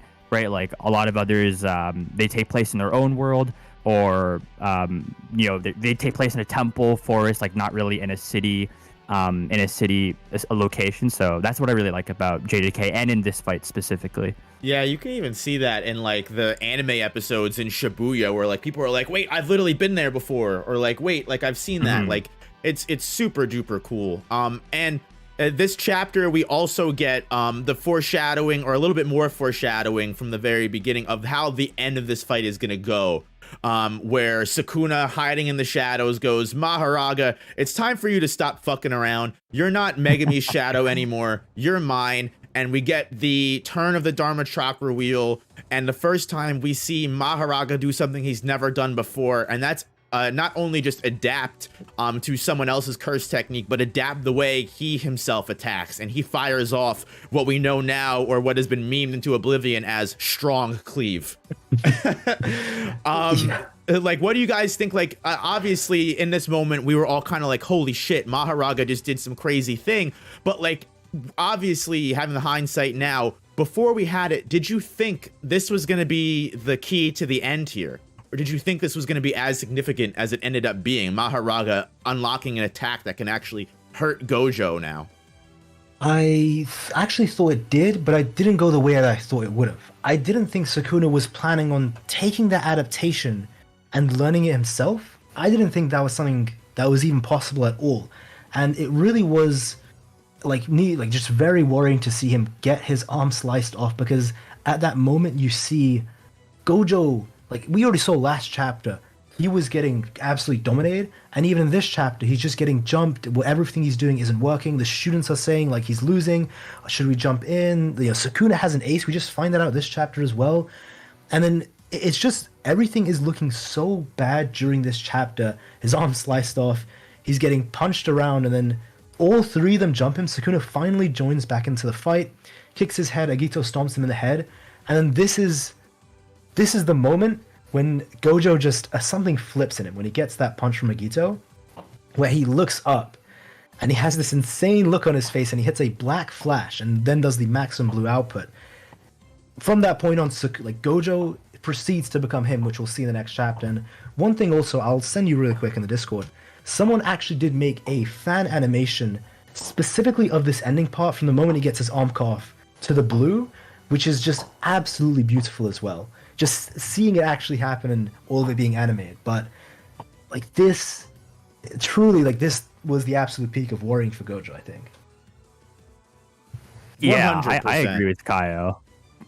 Go ahead, Yeah, I was TheFakeWeeb. just gonna say, in terms of like the Mahoraga slash, I agree that I did not think Sukuna specifically was gonna like use Mahoraga as a model and be able to use that slash himself. I'll say that I think Gege does a really good job of like having certain things be like, I guess, kept hidden or in the shadows or make people forget how integral something is. Because in the next chapter, like obviously it's really Gojo's moment in the next chapter, right? And then the way that ended, like the majority thought that, oh my god, like Gojo won.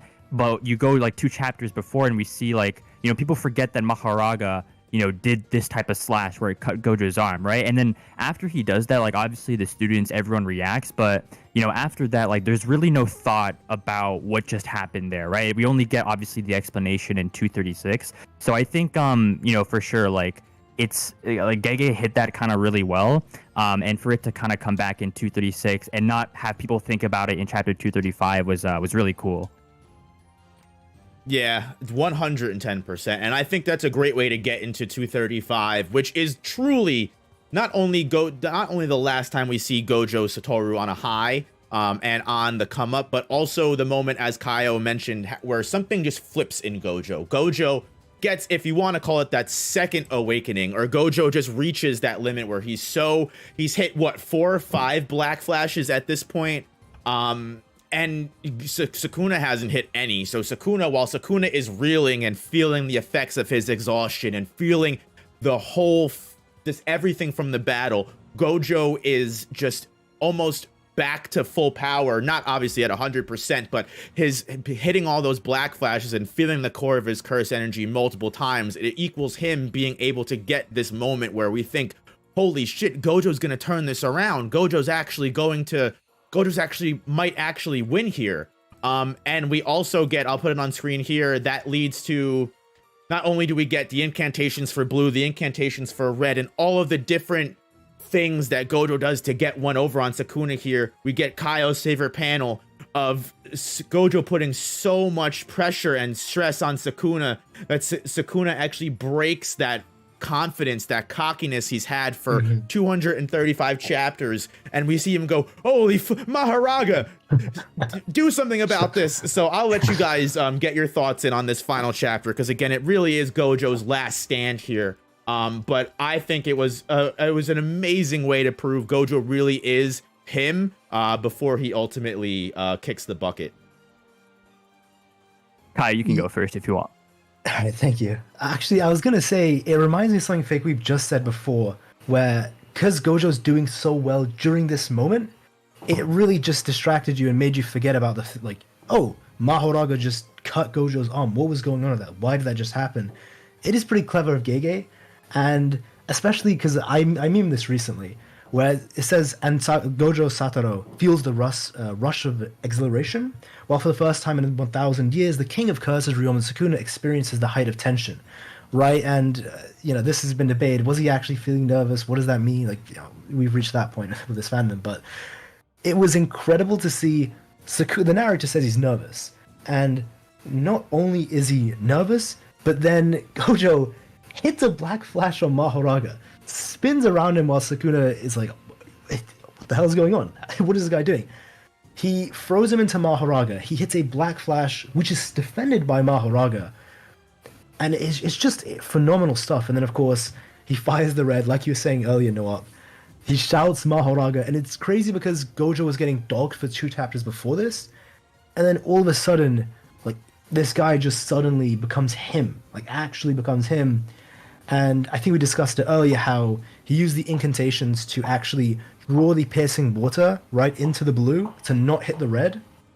And just phenomenal stuff. That's just the first half of this chapter, not even talking about everything that came after, which, oh god, that's the ending of this chapter. There's a lot to talk about that. Yeah, no, you're right. I feel okay, I won't lie. I think in the previous chapter, when it basically told us that, okay, the way 235 is going to work out is that, in 41 seconds, Gojo's purple will basically like finish the battle. And so, coming into this chapter, first time reading it, I was like, okay, damn, like, I don't know how you guys felt, but I felt that, okay, so, a purple, like a hollow purple is going to just end this battle. And so coming into that, I was kind of like a bit, not disappointed, but it's like, all right, let's just see how it goes down. But no, the way, I think it's like, now I appreciate it more is because the way Gojo, like, incrementally built and created this purple, like you said, Kaiyo, like, having the blue from Agito still being active, and then the red, and then him saying the incantations for blue, the piercing water that Sukuna shot, instead of going to red, it went to blue. Also, okay, actually, there's this one I thought was probably the my favorite part of the chapter, where when the two orbs were shot in the sky, Mahoraga, right, when Sukuna was like, say Mahoraga-chan, when he goes directly to blue, Gojo, obviously, with his technique, he teleports to blue, and so he comes in between the orb and Mahoraga. And the way the narrator worded that, sorry, it was like saying Mahoraga could have got there faster, but because it adapted to blue, like it kind of backfired, right? So it's like, okay, like obviously great, he adapted to blue, can't get attacked from it, but that's also a backfire because had he not, he would have destroyed that blue orb. And so I just like the way it was narrated, and like Kaiyo said, this incremental build of purple was just perfect. I wasn't expecting it to be like this. I was a bit disappointed when I heard that, in 41 seconds, the Hollow Purple is going to end this chapter. But no, the way they built it up was sick. And I think it's like the best final ultimate move to, end this like massive fight. I guess, technically it wasn't the end of this fight. The next chapter was, but, I guess it was like a nice last showcasing or display of Gojo's abilities. It really was. It really was. I completely agree with everything that you guys have said. And TheFakeWeeb, you hit on one of the best features that I noticed was that how Gojo used Mahoraga's adaptation literally against him when it came to that blue. And like I said, Gojo couldn't have had a better final attack.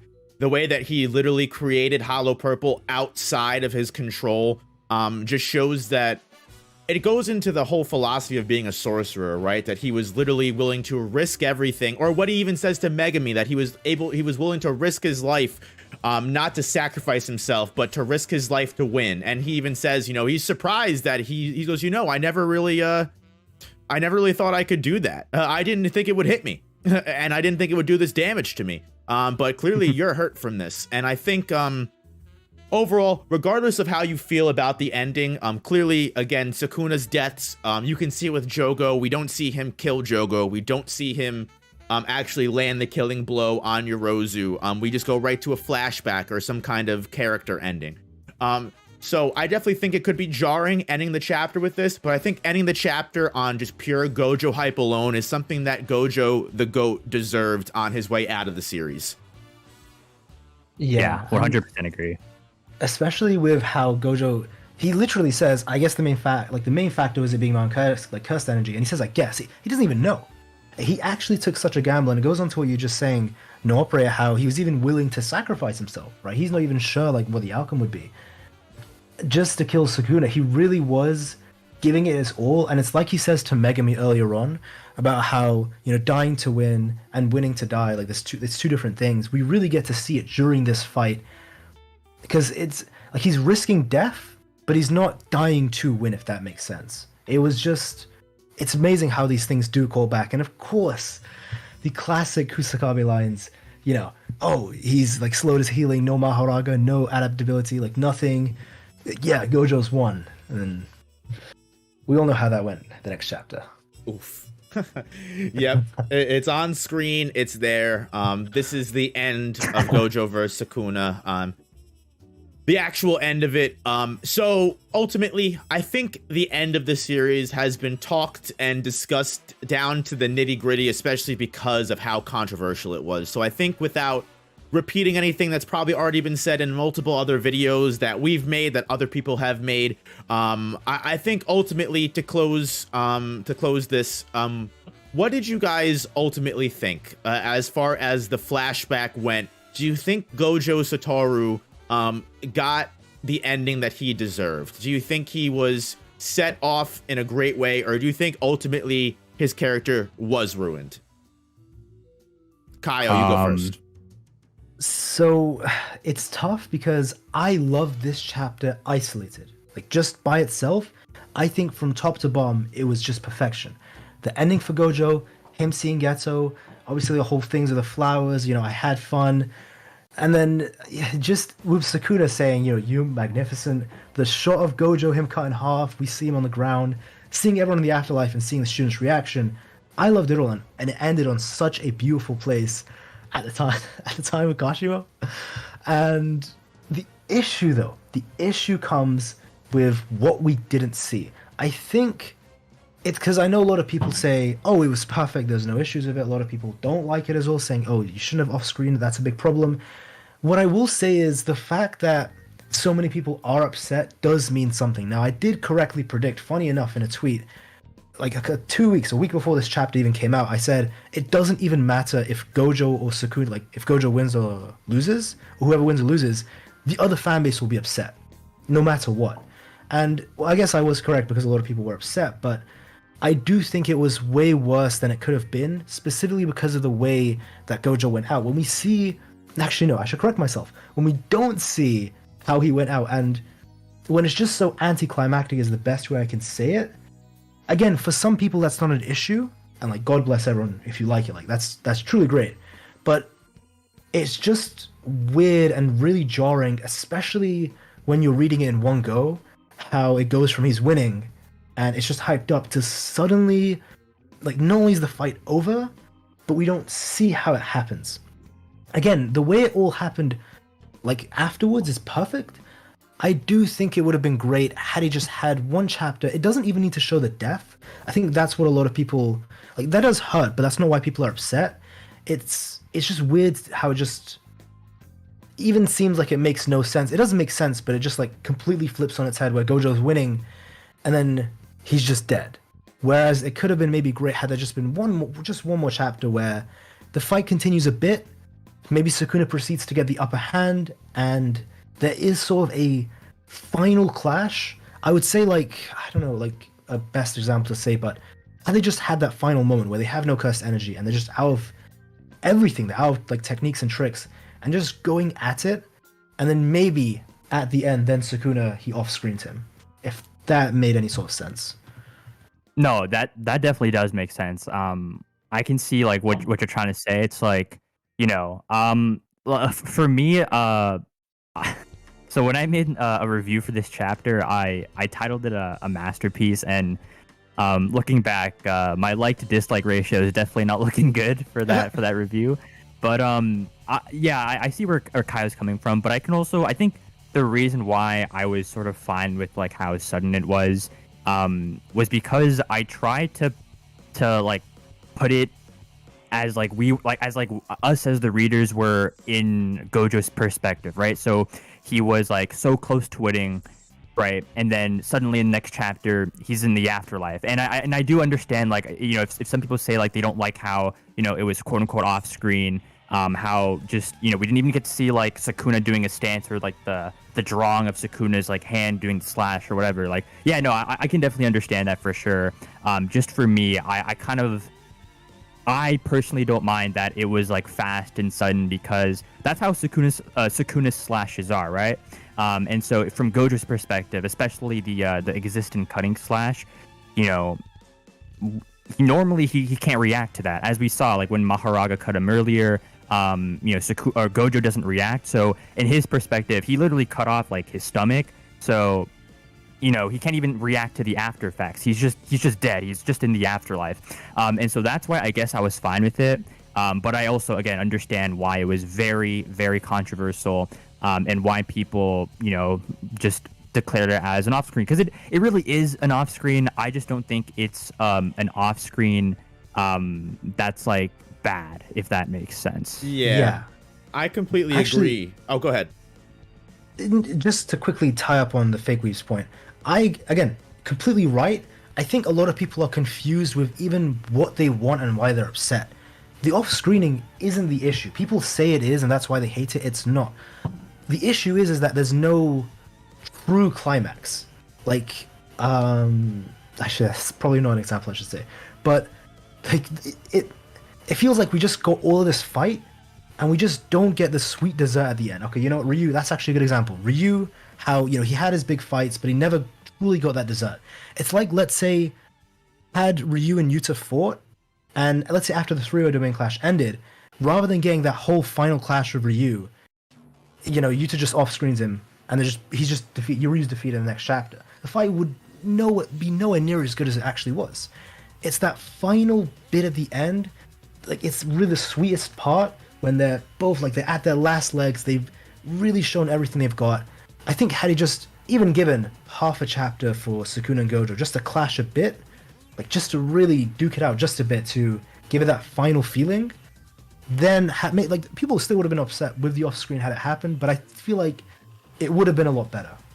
So, in my honest opinion, when it comes down to everything, especially again seeing the anime episode that we just got with Sukuna and Jogo, I ultimately think it's even more clear as day what Gege is going for in the sense of the quote unquote off screening. I am of the opinion, I went on a whole rant on this on my second channel about off-screening, and personally I don't think it's off-screen because we saw literally the entire fight. The only thing we didn't see was Sukuna shoot the attack. And just for clarification, I know when Sukuna uses the attack against Kashimo, he does the incantation for it, but that's just to hype it up and also give Kashimo a chance to dodge. In my honest opinion, obviously Sukuna did not incant when he attacked Gojo. That would have given Gojo too much time. I don't know. I'm of the opinion where I'm completely okay with everything. I think the whole hype up of Gojo having his moment and it all being like, Gojo won, he's on the top of the world, he's winning, and then it being, I called it before the chapter even happened, that 236 is going to be where Sukuna pulls some bullfuckery shit, and that's just how it's going to be. And what happened? Some bullfuckery shit. I think Gojo and Sukuna being on their last legs, Gojo having that handicap against Sukuna, and then it all getting taken away from us and all that hype being ripped ultimately is the message of Jujutsu as a whole. But that's just me. I don't know. A lot of people, I think a lot of people are easily more than able to have their opinions, but I think, again, just seeing Sukuna and Jogo animated and what Gege is most likely going for with this death, I'm even more okay with the death than I was before. But hey, that's just me. Everyone's allowed to have their own opinion. Mm-hmm. Yeah, I feel like, just to finish off what I was saying, just to go to Kaio's point, like, I feel like if they did have a small little section where they continued to scuffle, I feel like the surprise and the jarring nature of it would have been taken away, which I feel like ultimately was the point of everything. That's fair, but I feel like definitely it would have made the readers feel more satisfied. At least that's what I feel like with... Fair enough. But, like, that's probably my favorite parts of all fights. Like, it's sure the juicy parts are the best, but it's the absolute sweet part at the end, you know, when they're both dying, they just go in and they're trying to just give it their all. I think the difference between the Jogo and Sukuna fight is because it's not even to call it a fight, is because it's like one chapter of Sukuna dogging him while holding back, and then off-screen, I guess it just makes sense. It's not even really that much of an off-screen, to be honest, that time. But compared to as with Gojo, where probably one of the most legendary fights of all time, you know, people want that sweet part after the end. It just feels anticlimactic. I think it's mostly just because the attack that Sukuna used is kind of a little hard to understand. So I feel like not seeing the panel of him firing it off and just explaining after Gojo is dead what the attack did to him is what most people's issues are, because they're like, not only do I not know what happened, it's just they feel like it's anticlimactic, like you said, and it's explained afterwards as well, which is fine. Again, personally, I loved everything that came in this chapter. My only issue is what could have been, right? But I do know, like, people have so many different reasons for hating on this chapter. You know, some valid, some aren't. Well, I guess you can't even say it's not valid. You know, people have their own opinions. But it's just like you said, some people don't like it being, like, in quotes, not seen off screen, right? Some people don't like the explanation of the attack. Some people don't like this, that, and the other. But personally, again, I love the chapter itself. I guess I wish there was just a bit more. FakeWeeb, I know we cut you off. What are your thoughts? Wait, no, actually, I just want to, I guess, like, add on, or I guess, like, respond. So, Kaio, let me know if I'm wrong, because I might be, like, obviously, like, hearing this wrong. When you mean, like, sweet spot, like, the whole, like, Yuta and Ishigori thing, for, like, me, and again, I could be, like, not getting the whole sweet spot thing right, but to me, I think we got, like, the sweet spot during like Gojo's flashback, and then Sukuna saying, well, as I'm I guess looking at No Op stream in the panel, like him kind of like respecting and remembering Gojo, like to me at least, like for me, like that was like the sweet spot, and I guess what hit home for me, like a perfect ending and conclusion for this fight. But no, I definitely understand if other like people or fans like didn't like it or expected differently, but for me that just like hit home. I think what would confirm it. I'm sorry. I think what would like confirm it and make things better for me would be like, let's say in the anime, right? Like Gojo's on that hype moment. Let's say the episode, I don't want the episode to end on that. I don't want the chapter to end on Gojo. Gojo won. Gojo's got all of his regeneration back. He's on the high right now. What I want to see is when we get that image of, we get that animation of Gojo being like, he's on the high. We see like in the clicks and like maybe a black screen, we see the slash hit. And then Gojo get cut in half, and then he drops, and then Sukuna has his whole monologue of how he won, and he goes, and like I feel like that would end everyone's complaints immediately. Having the attack, actually having that attack get shown, shing, and cutting him in half. But I don't know. Go ahead and say what you're gonna say. I think you're right about that. Like there would still be people upset. That would definitely help a lot. Like just the fact that like they even add something. I think just by default, that would just satisfy the anime onlys, the manga readers, just generally. The fact that they've even added stuff. So, and seeing the attack, that would definitely, I guess, like help cope, because a lot of people are upset that Gojo did die. And that is a big factor. Like we can't forget about that as well. And definitely. Yeah, it really hurts to see people dog on this chapter specifically, like the contents of it, because, okay, like regardless of. Maybe you wanted more, or you didn't like in quotes off screen, or whatever reason, or the explanation. It doesn't change the fact that this chapter itself is still good, like as at least isolated. You know, the talk of Gao, absolutely beautiful. Like them in the afterlife, seeing Haibara and Nanami, and we know it's the afterlife because Nanami says things that only Nanami would know, especially things Nanami would only have known, literally as they were dying. As he references, he saw Haibara before he died, and then. You know, Sukuna saying you were magnificent. I thought it was a great chapter, and it ended off so well with Kashimo entering the fight. Like that is such an amazing cliffhanger. Obviously, we saw it happen with Kashimo eventually, so hindsight, it's not really that great anymore. But at the time, it was phenomenal. Like at the time, everyone is hyped, and it was just a great chapter, I think, and especially the 2 pages of him cut in half and him on the floor. I think that double page spread. It's already iconic. It's just that good. Yeah, it's beautiful, like you said. And I know we all said obviously it depends on like people's opinions, and I agree. But I think one opinion that I will never agree with or never even care for, I'll disregard, is the opinion of like I think it's digressed now, but like some people, or definitely at the time when people think that Gojo was going to come back. That is an opinion I just won't take. I'm sorry. If anyone here thinks that, we're in the chat. Gojo is not coming back. Yeah, Gojo's dead. He's not coming back. Jujutsushi, that subreddit, yeah. I get agita reading through those comments of all the people that are like, oh, this is how Gojo can come back. Oh, this is why can't Gojo just reverse curse technique his cut in half body? It's like he didn't cut off his head. And it's like, bro, what are you talking about? But no. Gojo's not coming back. Like, it would be such a spit in the face to his own character because he said he's satisfied. He said he's glad of his death. And, like, he's just happy. He is actually happy with how he died. And he himself said he doesn't want to die of old age or disease. He wants to die fighting someone strong. And he says he was satisfied because of it. It just makes no sense to bring him back. That would ruin Gojo's character. Bringing him back. Yeah. Like, I would love if he lived, but now that he has died and he's had his moment and he said all these things, he should stay dead. Definitely.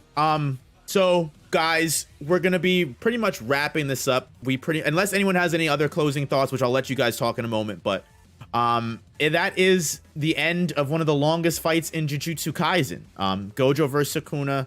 Gojo, in my opinion, as we all kind of talked about, Gojo does end in my opinion, a satisfying way. He dies in a way where he can say truly he has no regrets and he feels comfortable leaving everything behind to his students. And another fact, in my opinion, as to why Gojo versus Sukuna and Gojo's struggle against Sukuna wasn't in vain, because again, Sukuna never would have popped his incarnation if Gojo hadn't weakened him to the point that he felt like he needed it against Kashimo. So regardless of Sukuna getting that power up, regardless of everything, Gojo did bring Sukuna to, in my opinion, what is his last life. And I know there's a lot of people that say, I don't know how the characters that Gojo left behind are going to beat Sukuna, and that's why Gojo versus Sukuna is a failure of a fight, because how is Gojo going to be satisfied knowing that no one can beat Sukuna? And I'm going to tell you, not only have we not seen Yuji's power up, I'm sure there's a lot of things that can still happen that can bring Sukuna down. So don't count our guys out yet. If Gojo has faith in them, I've got faith in them. 100%. Yeah. Like you said, like at the end of the day, Gojo eliminated, he took away Sukuna's safety net. Like he took away basically, his two lives. Now he has one that he'll entrust and, believe in the students to win. So, yeah. And Mahoraga too. Like, Gojo did put in a lot of work. Can you imagine if the students had to face Mahoraga as well? True, he did also kill Mahoraga.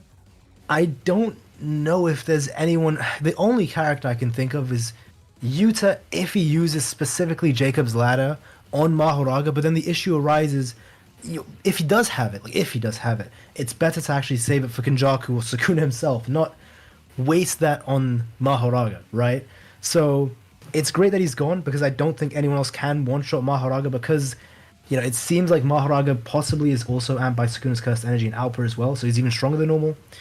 And again, it was just such a amazing fight. You just can't deny it. Like, I know a lot of people hate on this fight specifically because of the ending, and even the ending was beautiful. It was just like one small issue of the off-screen or the missing. It's not that big of a deal compared to the grand scheme of things. I mean, we just spent like 2.5 hours talking about this fight in depth and about how great it is and how complex it is, and it's just like a tiny part of the end. Even if it's bad, even if people consider it bad, I just don't think it harms the fight that much, especially considering his actual send-off, like the final chapter itself, was that amazing. I thought it was just phenomenal, 236.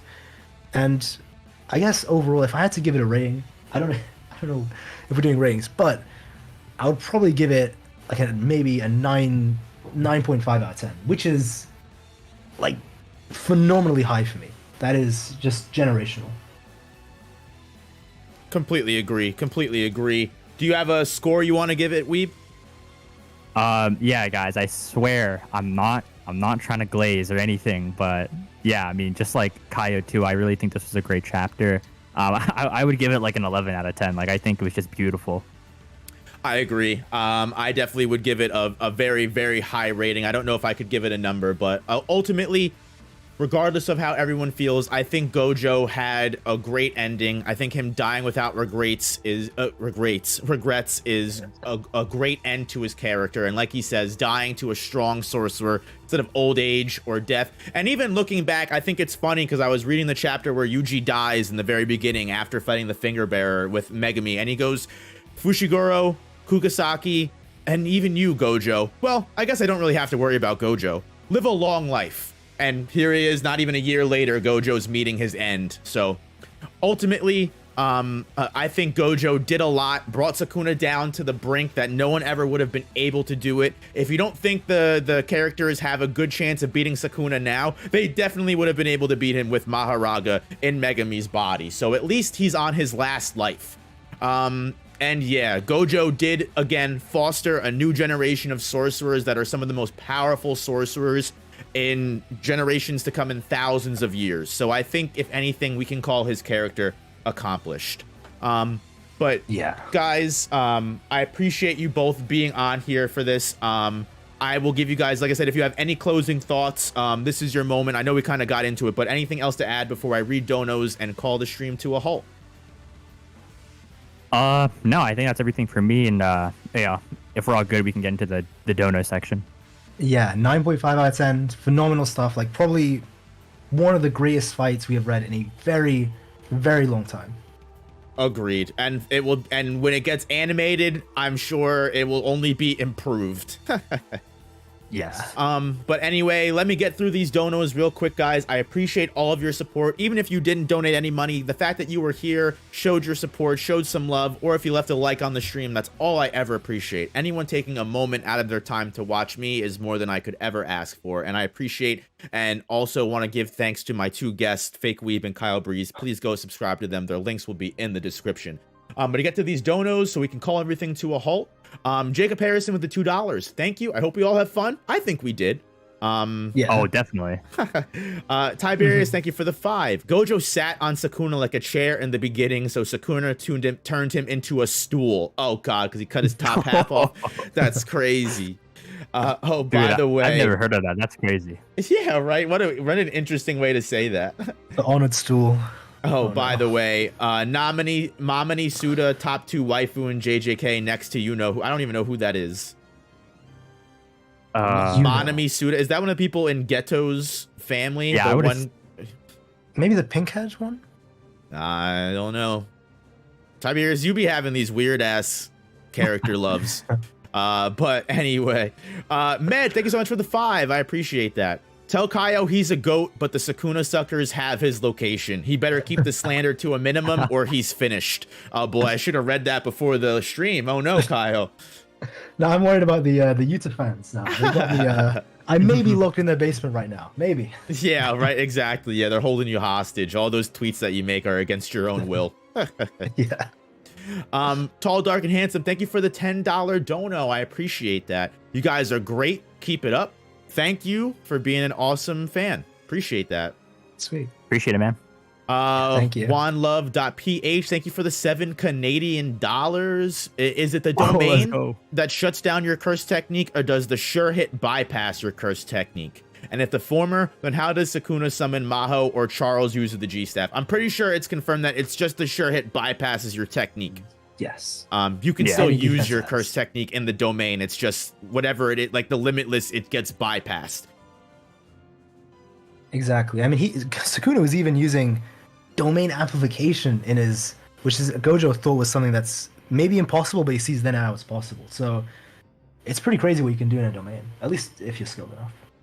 Exactly. Yeah. China Doll, thank you for the 20, the big buck dono. Appreciate that. Sukuna is him. That is all. Goat emoji. Facts. Can't deny that. You're right. I don't know. Watching again Sukuna versus Jogo on the big screen made me love Sukuna all the more. Seeing his character come to life, like that one, the scene of him like laughing in like the background before we get to him beating the shit out of. I loved it. They did such a good job. Dude, even I got creeped out. It was great. Bruh, thank you so much for the $2. I appreciate that. Sukuna used Gojo as a training arc. I mean, that's one way to put it. Oh no. Red 7, thank you so much for the $2. Wait for Sukuna SS4 Monkey Ultra Instant Form. Oh god, Instinct Form. Sukuna, this isn't even all Sukuna can do. You haven't even seen his final form. That's some Dragon Ball Z fan fiction, like Super Saiyan 4, Ultra Instinct, just throw everything on there. Sukuna is actually Frieza. He's still got 3 more Heian era forms to go through. Oh no. And China Doll, thank you so much for the gifted memberships. I just saw you gifted another one. Appreciate that. Thank you for the 2 gifted. And I renamed the memberships. Now we're the Jogo Gang. We're not best grade members anymore. We're Jogo Gang. And that leads to, if you guys want to be a part of the Jogo Gang even further, please consider to check out the shop below the stream for the Jogo Gang merch. But guys, I need to get out of here. Got to go pick up my little brother, have a little bit of family time. But thank you all so much for being a part of this Gojo vs Sukuna breakdown. And I couldn't have done it without my 2 lovely guests, TheFakeWeeb and Kaiyo. So please take this moment, guys, and plug yourselves. Tell us what you're all about. Kaiyo? First of all, like, big thank you for having me on. It was very fun. I can't lie, it was very fun stream to break it all down. And yeah, I make JJK content if you're interested. Especially, so, like, I'm a big Yuta fan, apparently nowadays. So if you like Yuta, maybe you like my channel. Awesome. And Fake Weeb. Yeah, same here. This was like super duper fun. And even before like the stream, I said, man, like a Gojo versus Sukuna breakdown as like a live stream will be like incredible and epic. So I'm glad to be here. It was really fun talking with Noop and Kaiyo on this. And yeah, as for my channel, pretty much similar to these guys, I make JJK content. So if you want to check it out, really appreciate it. And again, thank you once again, Noop, for inviting us to this awesome stream. No, thank you both. You guys are awesome. And again, guys, both creators' channel links will be in the description below. Go check them out, please, for me, and throw them a subscription if you're not already subscribed to them. And if you enjoyed the stream, please hit the like button for me. It really helps the channel out. Only takes a second. And if you're not already subscribed, to make sure you don't miss any other future streams or content that you guys, I'm sure you'll enjoy if you enjoyed this. So again, thank you, everyone. I sincerely appreciate it. Corporal Clean getting in there with the last dono. I appreciate that, my man. What about JJK themed food like strawberry flavored waffles and a Gojo themed strawberry donut? I saw there was a tweet. Someone they made like a special alcohol drink in Japan for like Sukuna's fire arrow that I thought was really cool. Japan is another world, man. Dude, they need to bring those treats to Canada and the US. Like, come on. I would buy them. Yeah, we're not cool enough. That's why I wanted to take a trip to Japan, man. There's so much to like. I remember when Gojo died, they had a whole area in Shibuya where they like had like a memento funeral for him, like insane shit. There's like yeah, I actually saw that. Yeah, there's like a shrine in Shibuya for Gojo. It's just crazy. They called off Halloween Shibuya because of the Shibuya incident. They literally didn't have any Halloween festivities because they thought people were gonna do some crazy shit. Like, and they were handing out the newspapers of Gojo being sealed as well when it happened in the anime. Oh my god, that was so cool. Such a fucking, like, I couldn't imagine, like, oh, I haven't seen the episode yet, no one spoiled me, and then I get handed a newspaper on the way to my work. I'd be like, bro. Bro, you got Duolingo tweeting about it too. Yeah, I know, right? So funny. But guys, I'm gonna end the stream now. Thank you all so much if you enjoyed. I sincerely appreciate it, and VOD will be available for all you guys if you missed it or you want to go back and see some more. But thank you all. I hope you have a wonderful, wonderful weekend, and I'll catch you guys in the next one. Peace. Later.